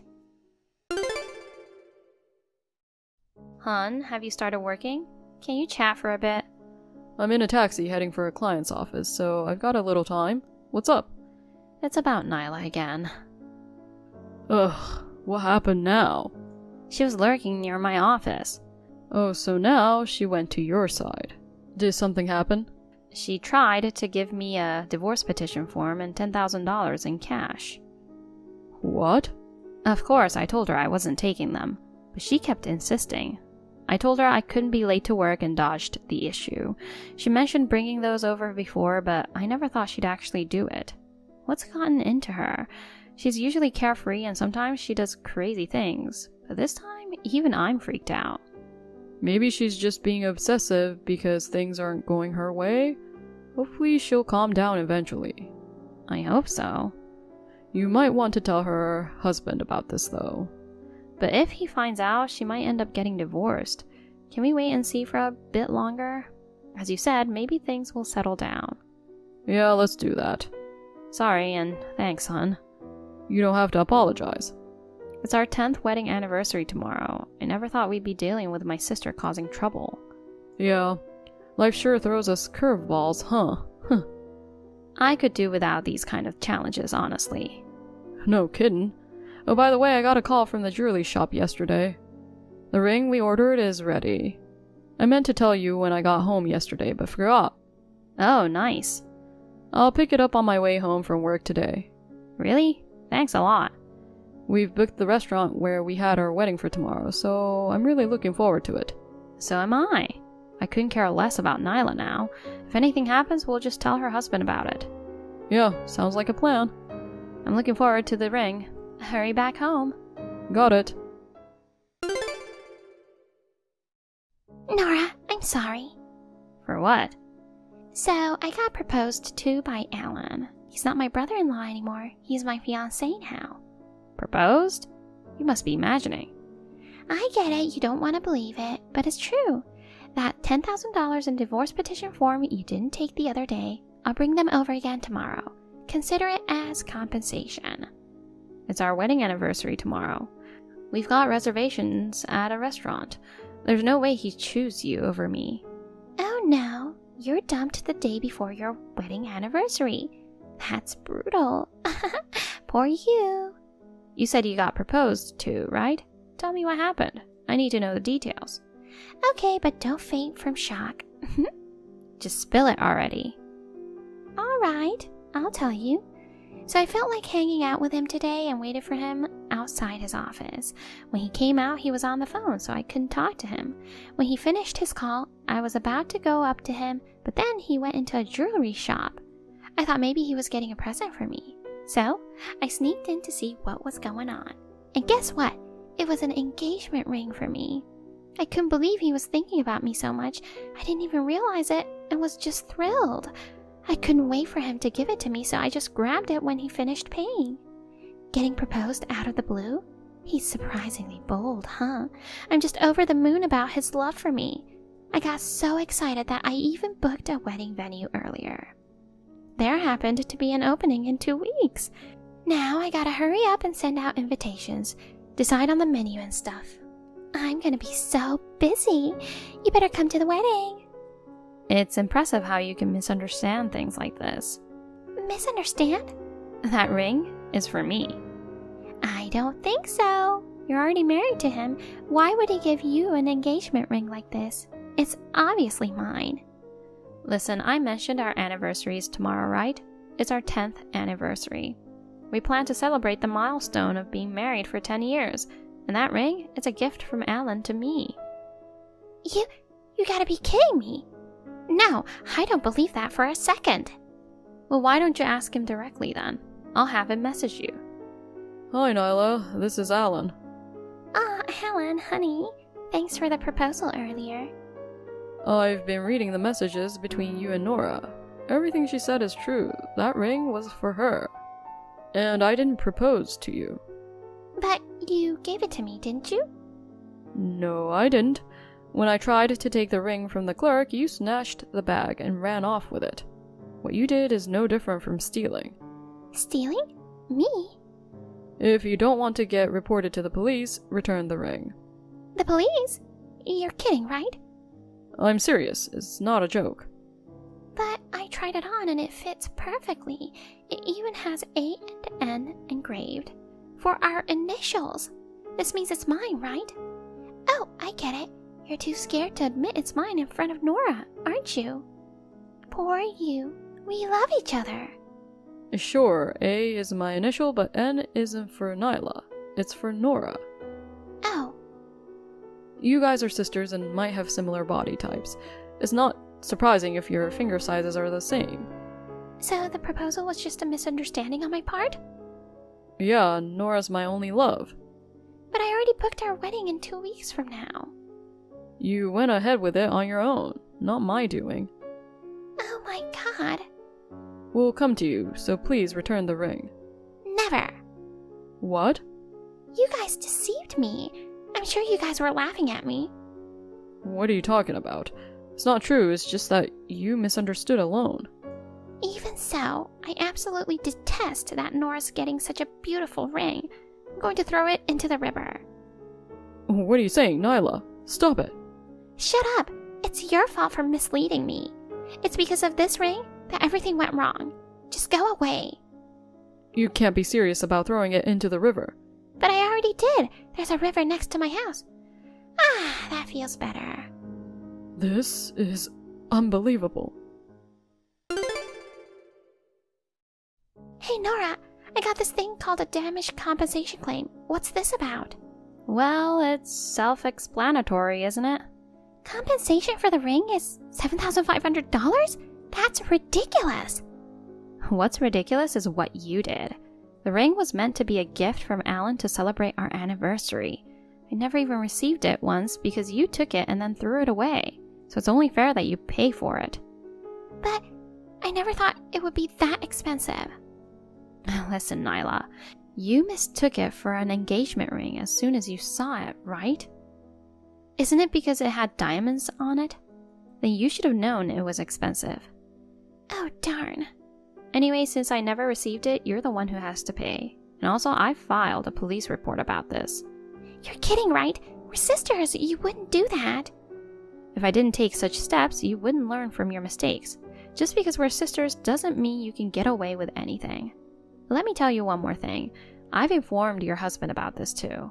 Well, even if I hadn't, the police would have contacted him eventually. Unbelievable. You'll be the reason if he divorces me. Why? I simply reported the facts. Weren't you planning to marry Alan? If so, you were going to divorce him, right? Yes, but I'm not marrying Alan, so I'll be in trouble if he divorces me. That's selfish. I feel sorry for him. I can't turn a blind eye to this. This is insane. You're such a jerk, Nora. Call me what you want. Just make sure you pay for the ring. No, I absolutely refuse to pay.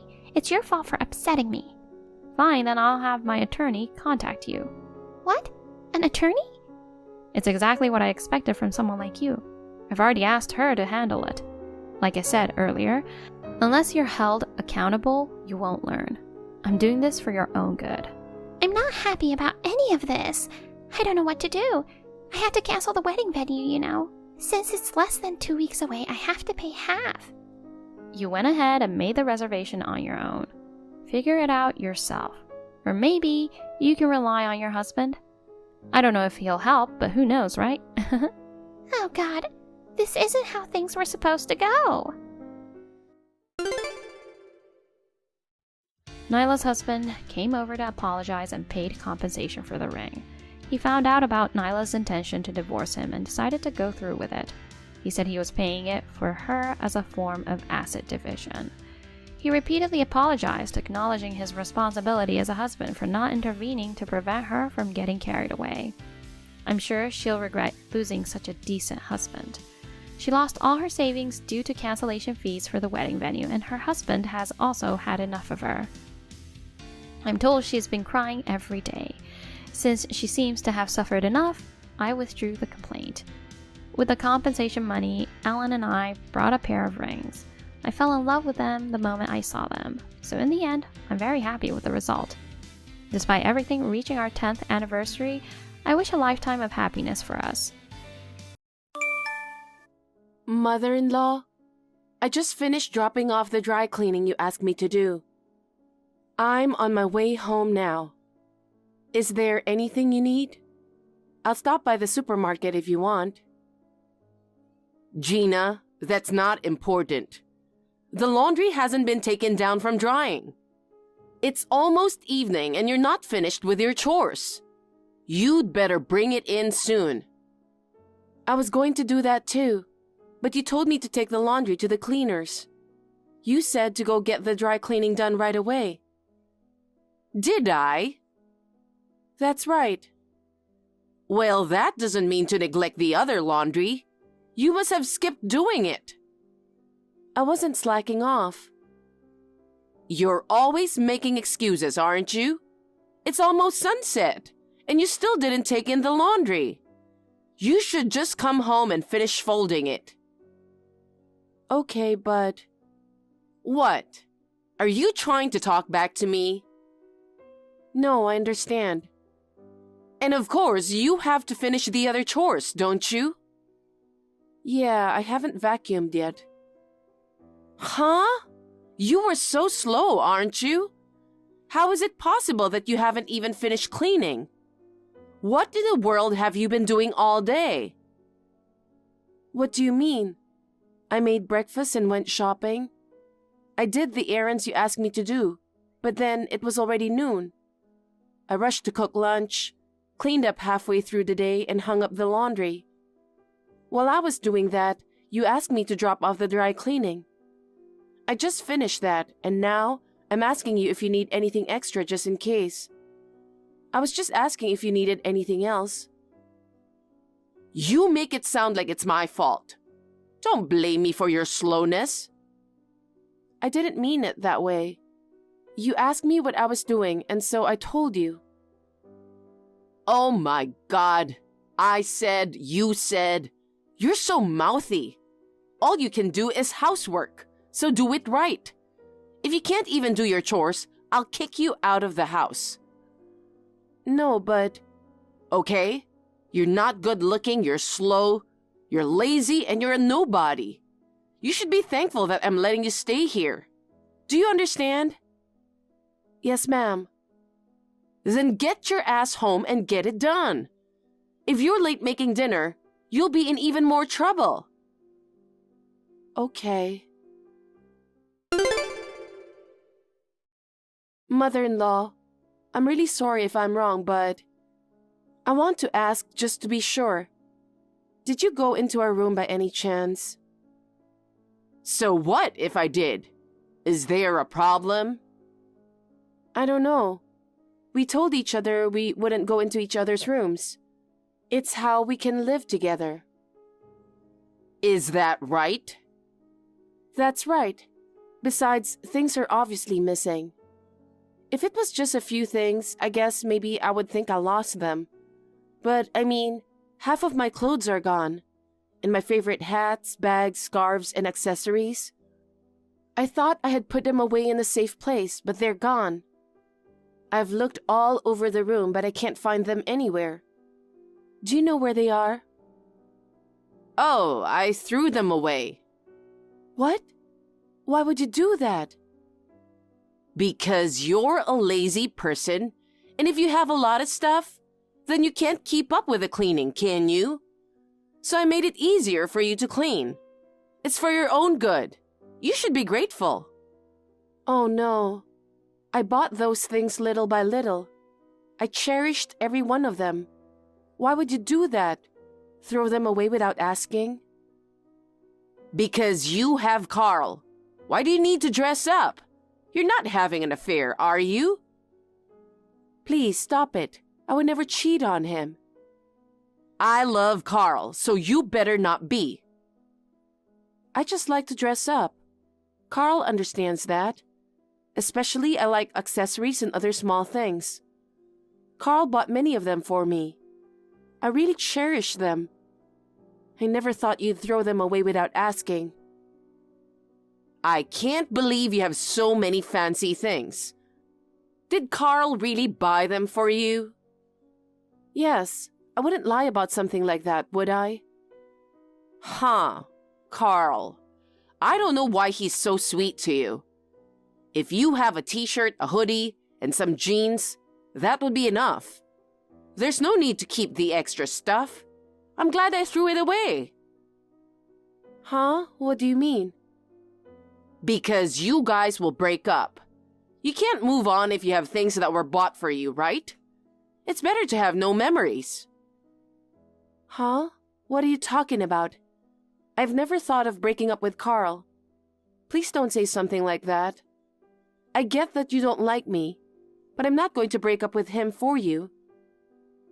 What are you talking about? Carl will do whatever I say.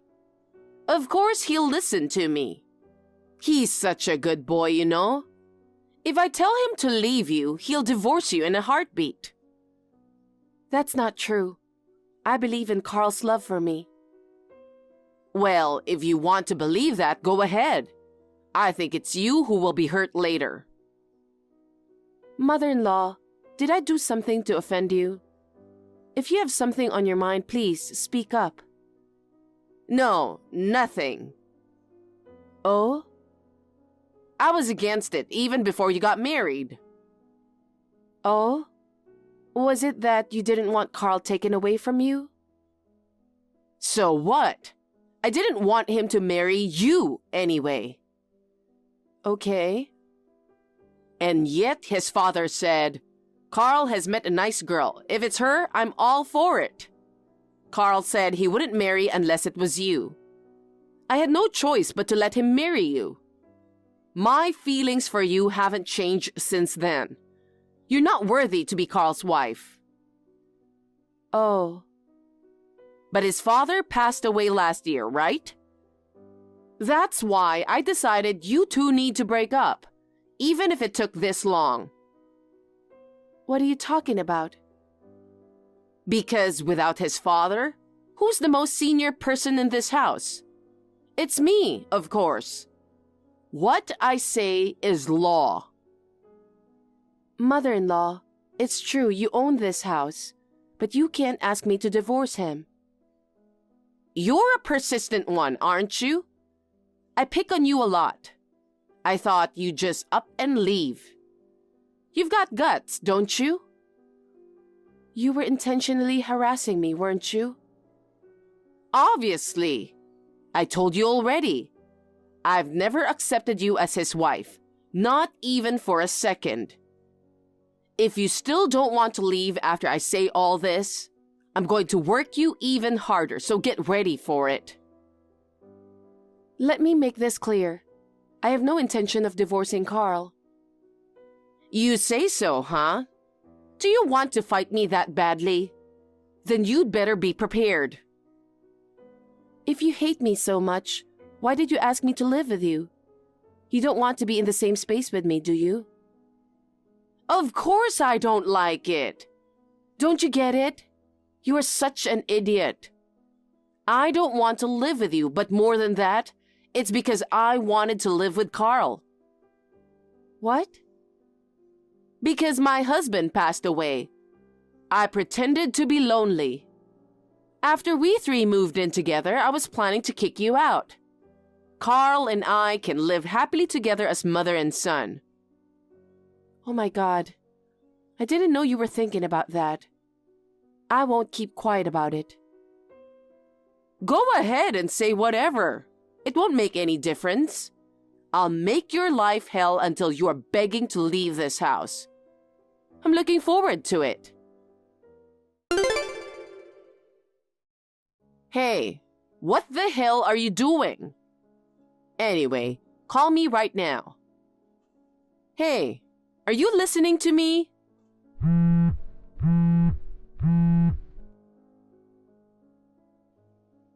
You've got some nerve ignoring me. You know what it's about, don't you? Carl and your stuff are missing. I wouldn't have any complaints if you just left. That's not what this is about. Hey, you're my daughter-in-law and you're still ignoring me? I won't let you get away with this. Hi, Mom. It's Carl. I finally got a reply. I seriously don't understand why you're pretending to be Carl. Instead of that, hurry up and explain what you think you're doing. I'm not pretending. I'm Carl. I'm the one texting on Gina's phone. Huh? Are you really Carl? That's what I said. Why? Gina was having a hard time with you. She didn't even tell me at first. She said she didn't want to speak ill of my mom. But then she started crying. And then she started to tell me about her interactions with you. She even showed me these texts. Huh? You're saying you saw the text between me and Gina? We're a married couple. There's nothing strange about that. Mom, I warned you many times before. I told you I wouldn't allow you to bully Gina. I thought you'd change your ways since then. Actually, you just pretended to be a good mother in front of me. But when you were alone with Gina, I didn't realize that you were bullying her by text. Mom, you've been pushing Gina to do all the housework. And now you want me to divorce her and kick her out of the house? You can't do anything on your own, and you depend on Gina for everything. How can you say such things? I'll never forgive you for what you did to my wife. Carl, what do you mean you won't forgive me? Not only Gina. I decided to leave the house as well. What are you talking about? It's enough that Gina's leaving. What are you talking about, Mom? We're a couple. I never thought about leaving Gina. I have to stay with Gina. Then what about me? My husband's dead, and I have only you to rely on. You're abandoning me. That's what you said when Dad died. That's why we decided to move in with you. You're still young, and I didn't think you'd want us to live with you. But Gina is very kind, and she said, "But it's your mother. You should help her." So I didn't mind at all. And yet, even with all of Gina's kindness, you bullied her. What were those awful texts, Mom? I can't believe you. It's not true. It's a misunderstanding. How? That was me educating Gina. Huh? Educating her? Gina is so slow. You see? She's so relaxed, isn't she? That's why I was helping her to do her chores faster. Helping? How can you say that? You left everything to Gina and just sat around watching TV. You were just eating snacks and laying around, weren't you? Gina takes great care of the house. It's always spotless. Her cooking is great. She doesn't need to be educated at all. To me, she gets 100 points. But you don't like it. That's why we're leaving. No. She's probably cheating on you because you spoil her like that. Huh? That isn't true. I'm really fed up with all your lies.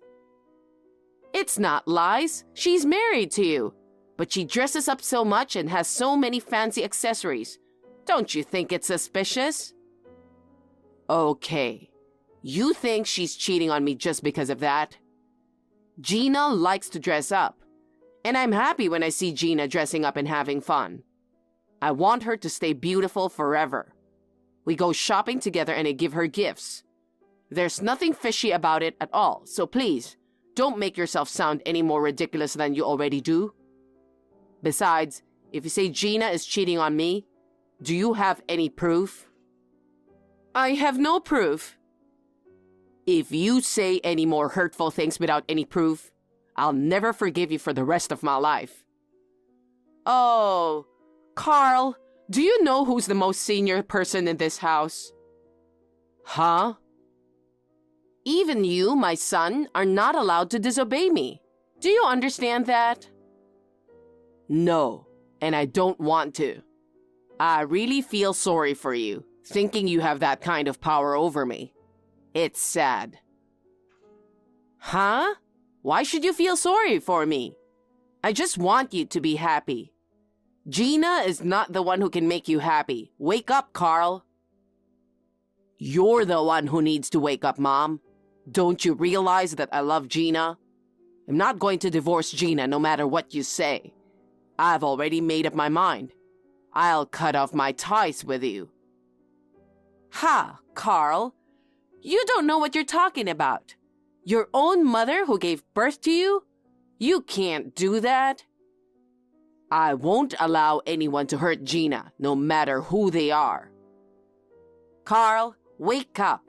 That's what Gina told you to say, right? That's too harsh even for her.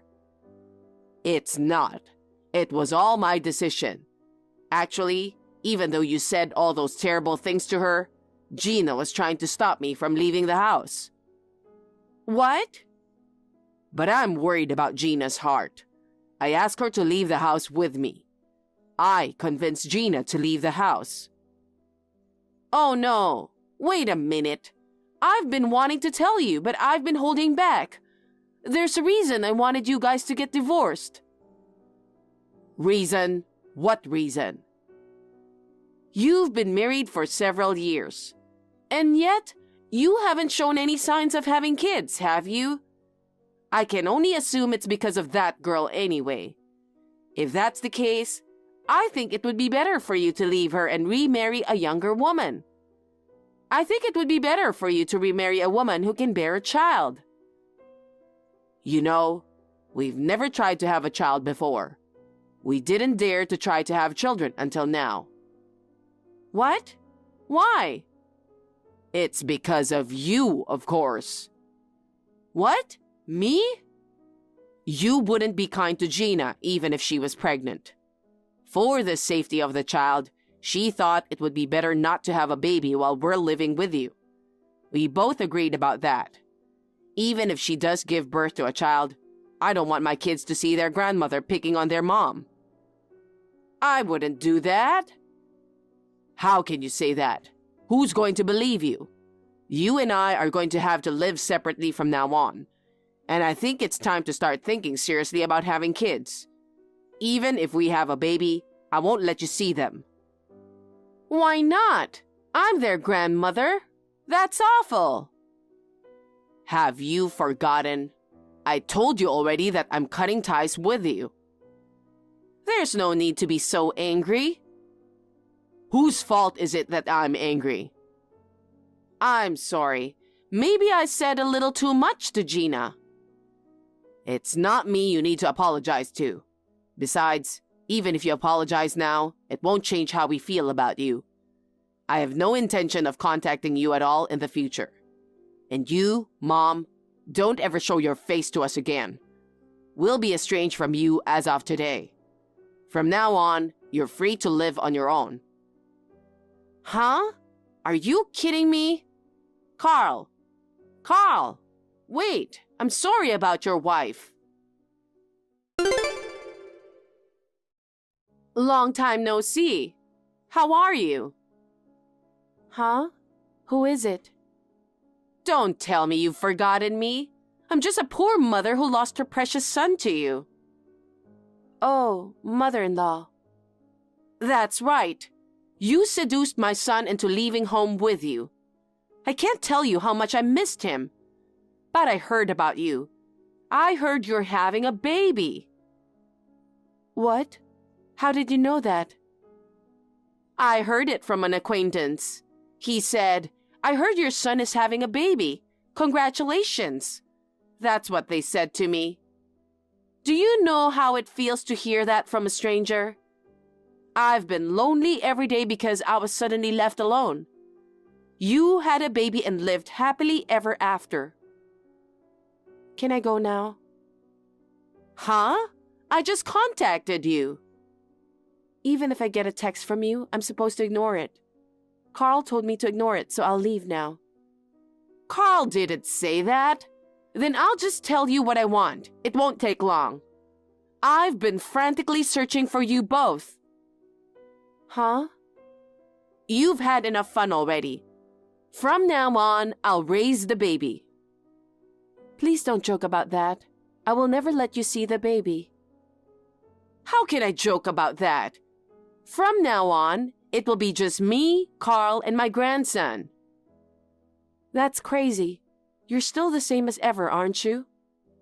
I won't let you do what you want.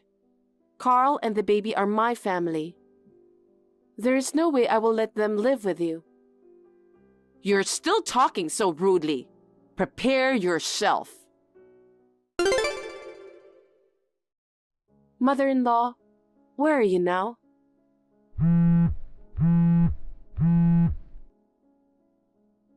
Mother-in-law, please contact me. What? I'm finally happy now. Don't interrupt me. How did you find out where we live? I hired a detective. He's a pro. He found you right away. I'm really glad he did. You went that far? This is kidnapping. You think you can get away with this? What are you talking about? This can't be kidnapping. What's wrong with me taking my grandchild? I'll protect him from now on. You don't have to worry about anything. Bye. Gina, stop for a second. Why are you screaming? Because of it, they'll think I'm a kidnapper. Please, stop it. You are a kidnapper. I'm the one who finally found you. What's wrong with you giving me back the most important thing in my life? I just want to live with Carl and my grandchild, that's all. My son has been kidnapped. Someone call the police. What? Please return my child. My son is my reason for living. I don't care what happens to me. Just want to protect my son. Hey, please, don't do this. I'm sorry. I'm sorry. I'll return the child. It's too late. The neighbors called the police and they're coming for you. It's only a matter of time before they catch you.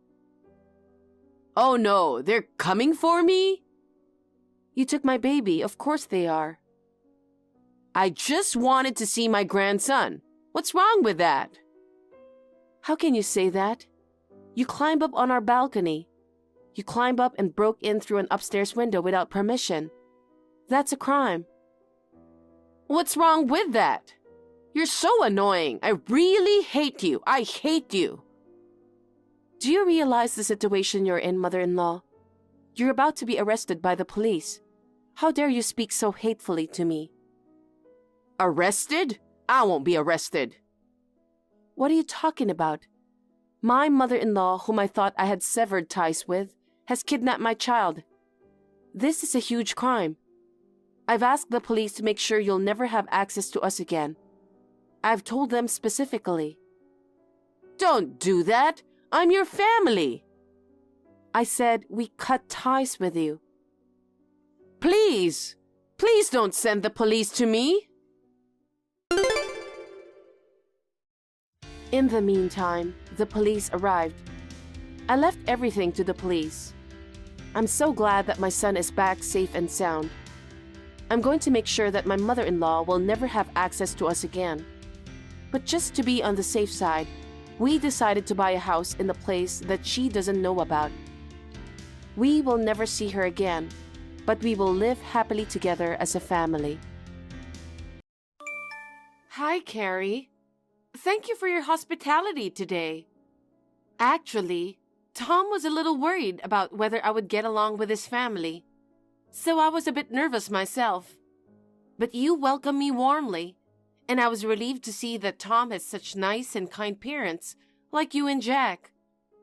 I feel like part of the family now. Huh? Part of the family now? Don't get ahead of yourself. Sorry? I only pretended to approve your marriage because Tom wouldn't give up, and Jack supports him. Getting married without telling me is simply unforgivable. Well, that was Tom's idea. He knew you wouldn't approve of our marriage, so we went ahead and got registered. He wanted us to start living together soon, but I insisted that we should at least greet you before that. I felt it was the least courtesy to have you guys attend our wedding. I won't allow you to have a wedding. I don't even recognize you as his wife. Oh no, what did I do wrong? I'll try to improve whatever I can. Not that you can improve or anything. There's something fundamentally wrong with you. Fundamentally? To start, a woman who can't even handle basic housework shouldn't be married. Having a wife with no skills is just a pain. Can't handle housework properly? Well, Carrie, respectfully, I've lived alone and managed all the household chores myself.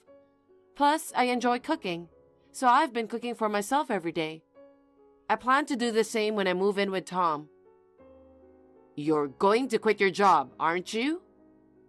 Huh? No, I won't. See? Women are expected to be full-time housewives after marriage, taking care of the home and catering to her husband's needs. It's common sense. I'm saying if you can't do that, you're not cut out to be a wife. In this day and age, it's normal for both spouses to work. Many couples share household chores too. Besides, Tom understands my job. I work from home most of the time, so I have more flexibility to handle housework compared to someone who works in an office. Don't boast about your job. You're not well educated and don't have a good job anyway. Just quit already. Not well educated? Yeah, that's right. You only graduated from middle school, and all you can do is work from home. It's sad to cling to such a lousy job. And people will think that Tom doesn't make enough money. If you don't become a housewife, he'll be embarrassed. He respects my job, and I take pride in doing work that only I can do. It's a shame you don't understand. Don't get ahead of yourself. You just stay at home and call it a job. I do work at home. If you talk back to me again, I'll do whatever it takes to get you two divorced. What? You're my son's wife. You have no place in our family. Tom and Jack may be on your side now, so you act all bossy. But if your in-laws demand a divorce, you have no choice but to comply, right? No. Tom and I will discuss and decide what to do in that situation. We're adults, and we have the right to make our own decisions. I don't think we just blindly follow everything you say. Huh? Why are you talking back like this? You're my son's wife. Ugh, I'm so angry. You don't deserve Tom. I'll never allow you to have a wedding. I'll make you get divorced. Now I see why Tom didn't want me to visit your place. I don't think there's much use in continuing this conversation, so I'll take my leave. Hey, hold on. Don't just walk away. If you continue behaving like this, I'll have to take action. Hey, why aren't you at home at noon on a weekday? If you were someone's wife, you'd be home cleaning at this hour. Don't tell me you're skipping housework and goofing off. Ugh, it's awful. The rooms are so messy. I stepped on some weird cloth and slipped and fell. Huh? Wait, what? Carrie, are you in our house? Yes, I am. It's my son's house. Nothing strange. How did you get in there? I didn't give you a spare key, did I? I borrowed it from Mia. What? Tom's cousin Mia? I told her not to lend you the key. Oh, yeah. She was stubborn and wouldn't lend it to me, so I took it without her noticing. You mean you stole it, right? What do you want with my house? Originally, I thought I'd give you a little wife training. Since you've been slacking off on your chores, I'm going to change my tune. It's not slacking. I'm at work. I'm usually home most of the time, but I'm at the office today for a meeting. Hey, Carrie, don't do anything weird, okay? I'm not going to do anything weird. I'll do what I have to do. What are you going to do? Don't touch her stuff without permission. Look what I found here. Hey.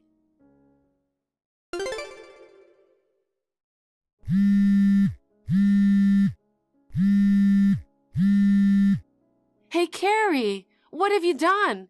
Where did you put the wedding dress? Oh, hi, Nancy. Have you come home now? Looks like you were a step too late. This is what happens when you abandon your duty as a wife and goof around. I don't have time for your lecture now. Did you take the wedding dress away, Carrie? I need it for the wedding tomorrow. Please return it now. I can give it back, but I don't think you would want it anymore because it's become rags now. What do you mean, rags? I ripped it up with scissors. It's now a ragged dress. It's more suitable for an uneducated woman. Now the dress is gone, how could you hold the wedding tomorrow? What did you say? Ripped it up with scissors? The wedding is tomorrow, and you ripped the wedding dress to shreds? Why did you do that? I wanted to ruin the wedding in your face. What?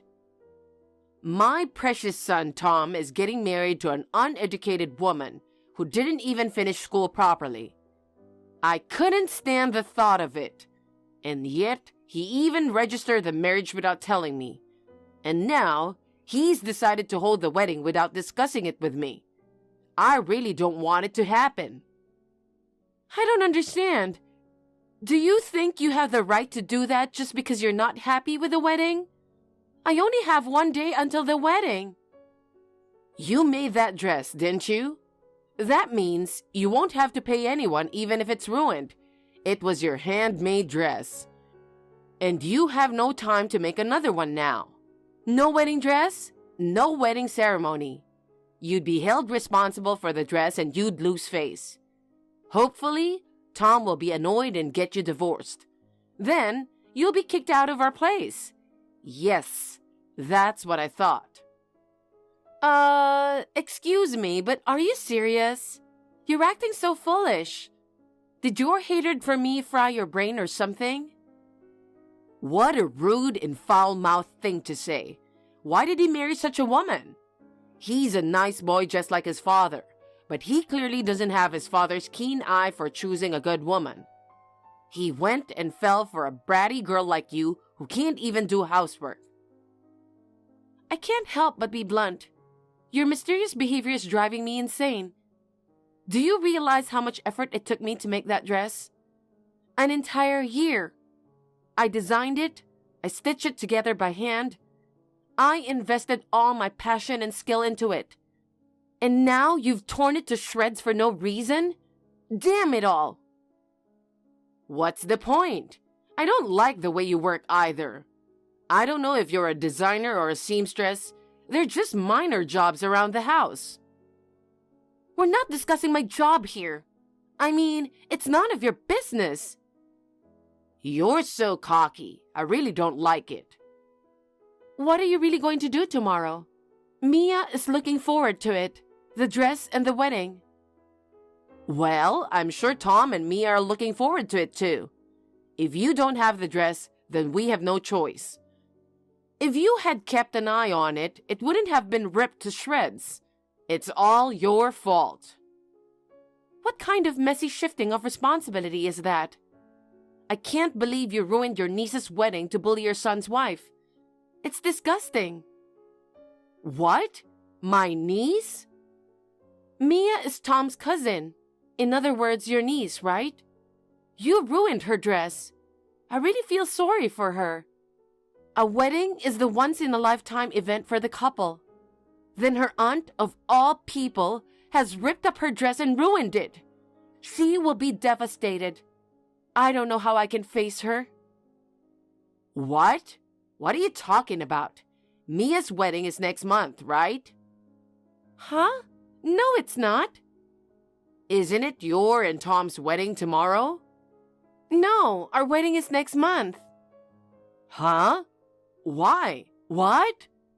Tomorrow is your and Tom's wedding, and next month is Mia's wedding, isn't it? No, it's not. Tomorrow is Mia's wedding. Don't tell me you were mistaken. No way. Then that dress... It's Mia's. She ordered it knowing I'm a fashion designer. I put all my skills into making it for Tom's lovely cousin, but you ripped it to shreds in a moment. You are telling a lie. Huh? You really didn't know? I thought it was because you didn't like Mia's marriage. And maybe you plan to get rid of me claiming I'm responsible for canceling her wedding. I wouldn't do it to her. I wanted to cancel your wedding, not Mia's. But you were talking ill about uneducated women's marriage. I thought Mia is one of them in your mind. She is not highly educated. She's a high school graduate, but she has a cooking license and has a fine job at a nice restaurant. And she's getting married to a man who graduated from college and works for a major company. I thought you were against her being a working wife and looked down on her lack of education. It's only you that I hate for that. You are a middle school graduate. What? I had higher education than that. I'm a college graduate. Huh? No way. You can't possibly have a college degree. You can only do some trivial work from home. Not really some trivial work, I guess. I'm a fashion designer. That's why I have a college degree in clothing design. Bullshit. I heard from your classmates.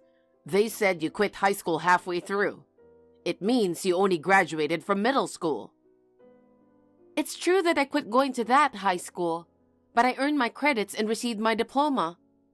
I prioritized preparations for my future over graduating from high school.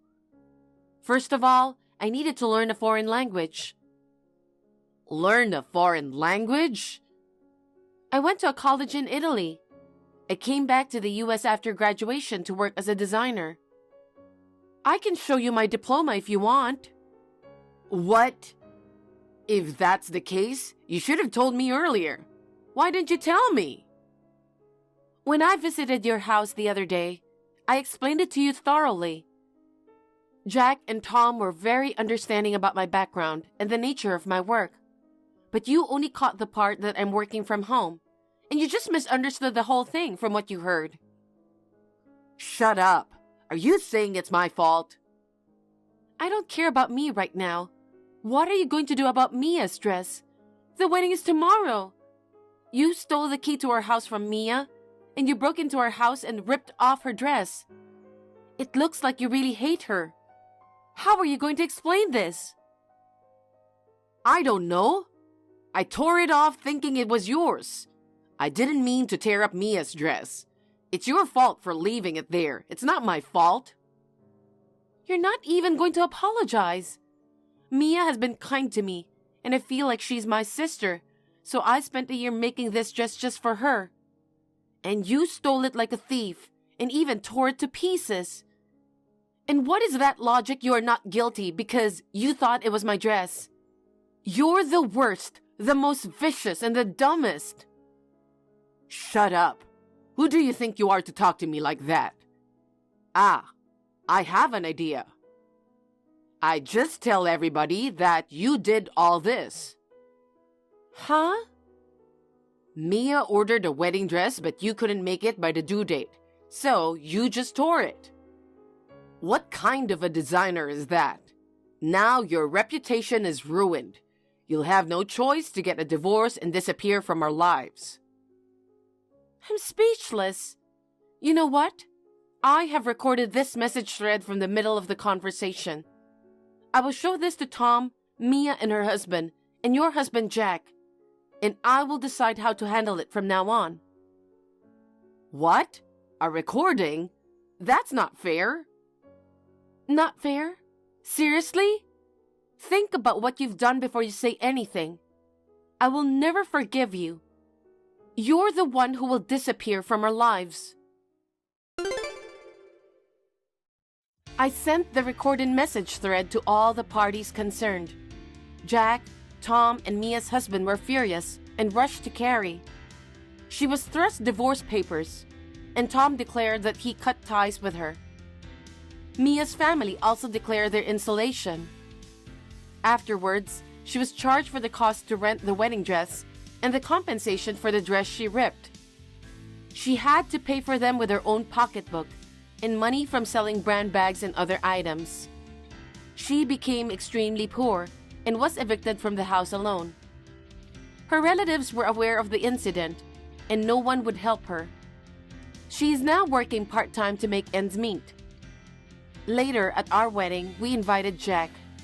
He apologized about what Carrie had done.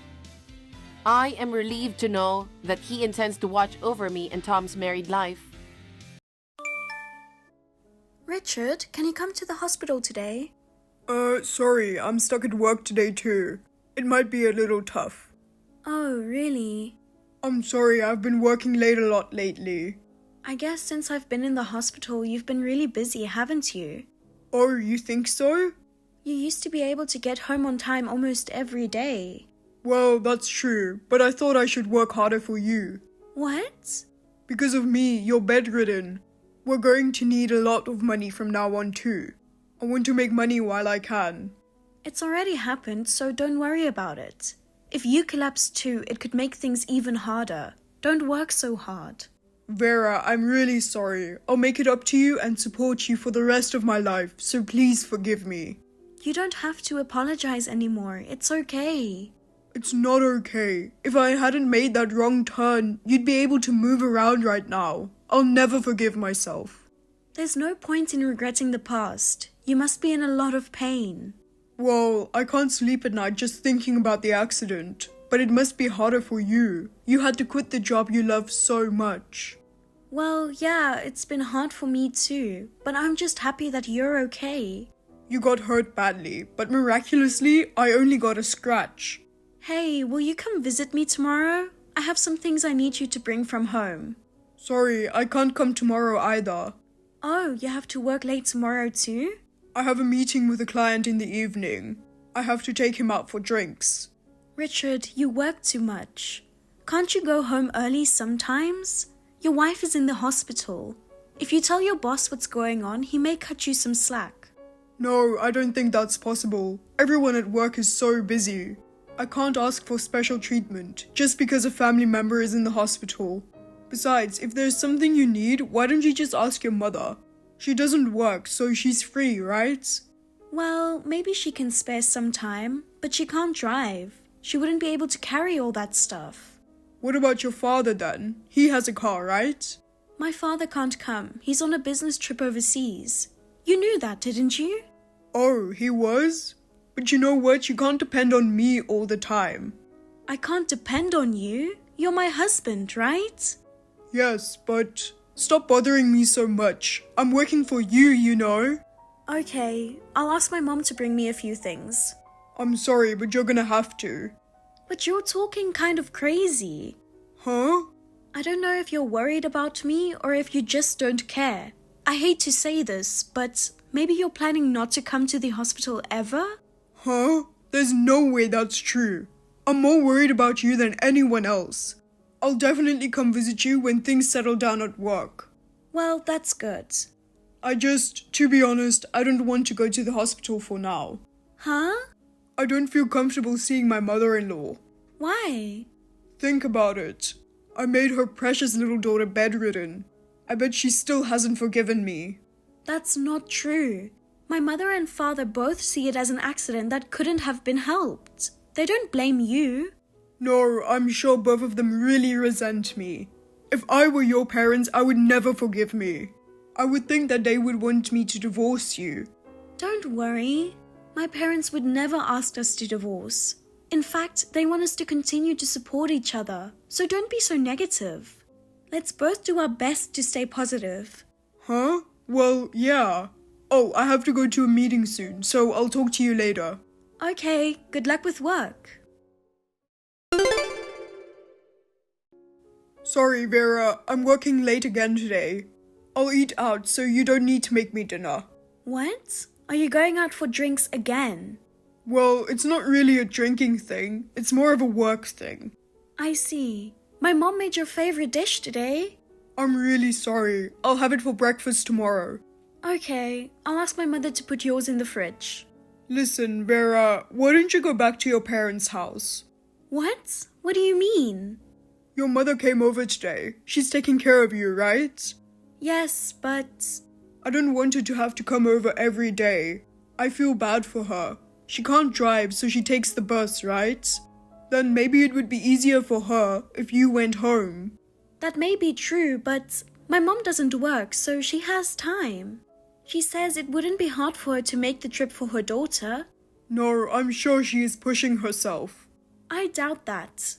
It'd be terrible if she collapsed from exhaustion. I think it's better for you to stay at home and be taken care of there.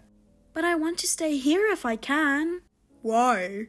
Once I go back to my parents' house, I get this feeling I wouldn't be able to come back here. That's not true. With some rehabilitation, you might be able to move around in a wheelchair, right? Then you can come back. Well, yeah. I understand you want to stay home, but I think it'd be better for you and your mother for you to stay at your parents' place for a while. But during that time, we'd be apart, right? Well... Having an accident like this one made me realize you never know what's gonna happen in life, right? I want to be with the person I love as much as possible so I don't regret it later. You're overreacting, aren't you? Accidents like that don't happen often. I'm more worried about you. I'm worried about you living alone in the house when I'm away most of the time for work. What if you get sick when your mom is away? What if you die with no one there to help you? No, I think you're the one overreacting. Then what if there is a big earthquake? Vera, you would never be able to escape by yourself. That's, you won't know until it happens. No, of course you wouldn't be able to escape. You're bedridden. If you lived in a house, you might be able to roll or crawl away. But we are on the 4th floor of an apartment building. You can't take the elevator by yourself. You can't even use the stairs. So you want to move out? Huh? You mean I should live on the first floor of an apartment or in a house? No, I'm not sure why you're suddenly talking about moving. Then I'd better make an effort to stay in my current place, right? If I go back to my parents' house, my mother will be responsible for all my care. Even though I have a husband, you. Isn't that a little crazy? But let's be realistic. I hardly ever get to go home. I have to work overtime every day, and on my days off, I get calls from work. Look, maybe I've said this before. Can't you find a way to make some time away from work? Your wife is bedridden. Don't be selfish. I'm working my heart out for you. I know that, but... Anyway, I'm worried about you. I think it would be safer if you stayed at your parents' house. I'd be able to concentrate on my work too. Richard, are you trying to get rid of me? No, I'm not. I'm asking you to go home for your own good. I doubt that. It just seems like you're using work as an excuse to get away from me. Vera, sorry. What? You were right. Huh? To be honest, it's hard for me to be around you. What? When I look at you, I can't help thinking about the accident. I feel like I'm being blamed all the time, that it's my fault you're having a hard time. No one is blaming you, Richard. I can't break it down like that. You should feel how I feel when I'm tormented by guilt every day. Don't say that. I'm sorry, but this is how I honestly feel. I want to be away from you right now. You're dumping me? I didn't say I'm dumping you. We're just going to live apart for a little while. For how long? I don't know. Well, until I feel better, I guess. Okay, I'm going home. Thanks, Vera. I'll come for you at some point. I won't hold my breath. Don't say that. But if you want to stay there, I won't stop you. You're still trying to get rid of me. That's not it. I mean, I want to respect your wishes. Oh, okay. Anyway, I'm going to ask my mom to move some of my stuff out to my parents' house. Richard, it's been a while. Is this a good time? Oh, Vera.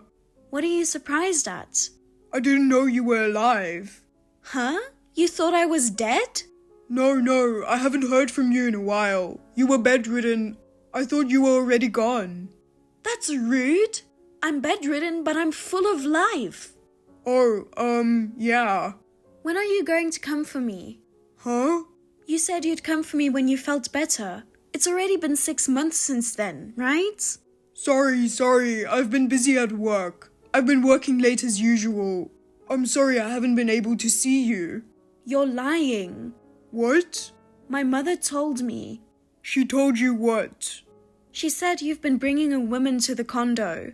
When my mother went to pick up my things, she saw you and a young woman going into the apartment. Oh my god. You're such a jerk. You sent me home to live with my parents so you can live with your lover, right? Well, okay, I guess there's no hiding it now. So you admit to cheating on me? What can I say? You went home. I was lonely too. What? You told me to go back to my parents' house. Oh, your mother has bad timing. If she hadn't come to the condo such an awkward time, you wouldn't have had to suffer so much. You would have been able to leave this world without ever knowing. You know, I'm not going to die so easily. But I'm divorcing you. You don't want to come back to me now, do you? You lied about being busy with work and sent me away to my parents' house. You were planning to dump me from the start, weren't you? If there was another woman, you should have told me honestly. There's no way I could tell you that. You'd get hurt. I don't want your needless concern. You didn't want to pay the compensation for the affair anyway, did you? If it's compensation, I'll pay it. Really? Yeah. I'm sorry, but I don't want to spend the rest of my life taking care of a bedridden wife.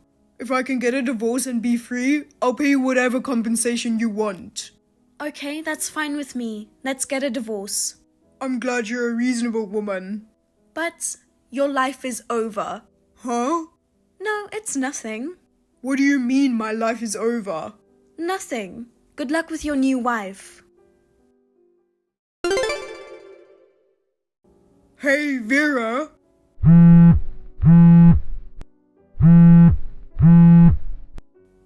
Don't ignore me. Hey! Richard, what are you all frantic about? You did it, didn't you? Excuse me? Don't play dumb with me. A real estate agent came to the condo out of the blue today. Oh, that's right. You've got to be kidding me. You sold the condo without my permission. What do you mean you want me to leave at the end of this month? Because that condo is mine. Huh? Oh my, did you forget? I bought that condo when I was single. The mortgage was paid before we got married. Oh. Are you okay? Did you hit your head in an accident and lose your memory? Of course, it's in my name. And since I bought it before we were married, it can't be joint property of the couple. Whether I sell what's mine or not is up to me, right? Oh, come on now. I was going to start a new life with my girlfriend in this condo. I guess you're out of luck. You won't be able to live in that place any longer. You'll have to find a new place soon. You're an ogre. Selling the house to spite me for leaving you? Oh well, what's the use of owning a house I can't ever live in? You don't live there, but I still do. Why would I let a stranger live in my house? Why don't you just take what's yours and go? Damn. Okay. I'll find a bigger and better place.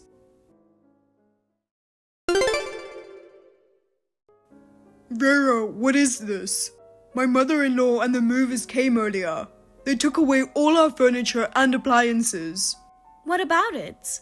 Don't be ridiculous. I'm still living here. I can't live in an empty place. That's why I told you to get out of there. It's not that easy to find a place to move. I mean, why are you taking our stuff without permission? We were using the furniture and appliances together, you know. Oh, they should have only taken out what was mine. Huh? I only had the stuff I bought when I was single moved out. When we got married, you didn't have any savings at all. We started our newlywed life by you moving into my place. But I left the toaster oven that we got after we got married. Oh, come on, just a toaster oven? You can bake bread with a toaster oven. You know what? You're working a lot now. You must have some money saved up. Why don't you buy her some new appliances? Oh, give me a break. If I had to buy everything again now, it would cost me a lot of money. Then why don't you just live in her house? Then you wouldn't have to look for a new place. And you wouldn't have to buy new furniture and appliances. That's, I don't know what the problem is. She doesn't let me come over to her place. I'm sure she wouldn't. Huh? What do you mean, sure? You know something? I heard she has a husband. What? No way. Oh, you didn't know? I think she has 2 kids. Kids? Oh my god. You really don't know? I didn't know anything about that. I thought she was single. Oh my gosh, was I tricked? Oh, no. It goes both ways, doesn't it? You're married too. Yeah, but... By the way, Richard, haven't you been in touch with your girlfriend lately? Huh? Come to think of it, she doesn't pick up the phone when I call her.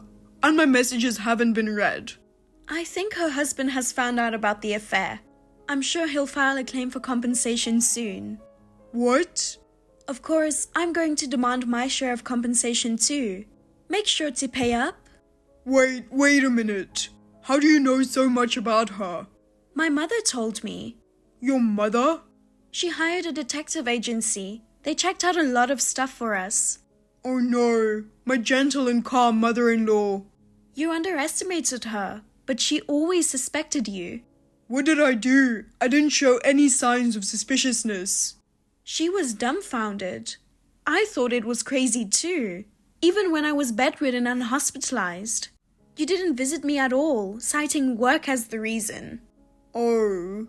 But I guess you lied about your job. While my mother worked so hard to keep me company, you were going on dates with your girlfriend. I can't believe it. You found out about everything. What am I supposed to do now? I don't know. I was supposed to divorce you and start a new life. My whole plan is screwed up.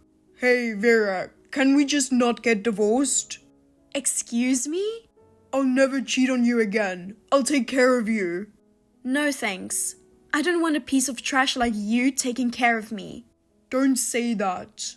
I was devastated about being bedridden after the accident. But thanks to that, I was able to find out who you really are. Vera, I'm begging you. I'm really sorry, so please forgive me. Goodbye, scumbag. Don't ever show your face again. After that, Richard persistently contacted me. He kept trying to get me to get back together with him. With the help of a lawyer, we were able to get a divorce. I was also able to get compensation. As expected, my ex-husband was also charged compensation by the husband of his lover. He even had to borrow money.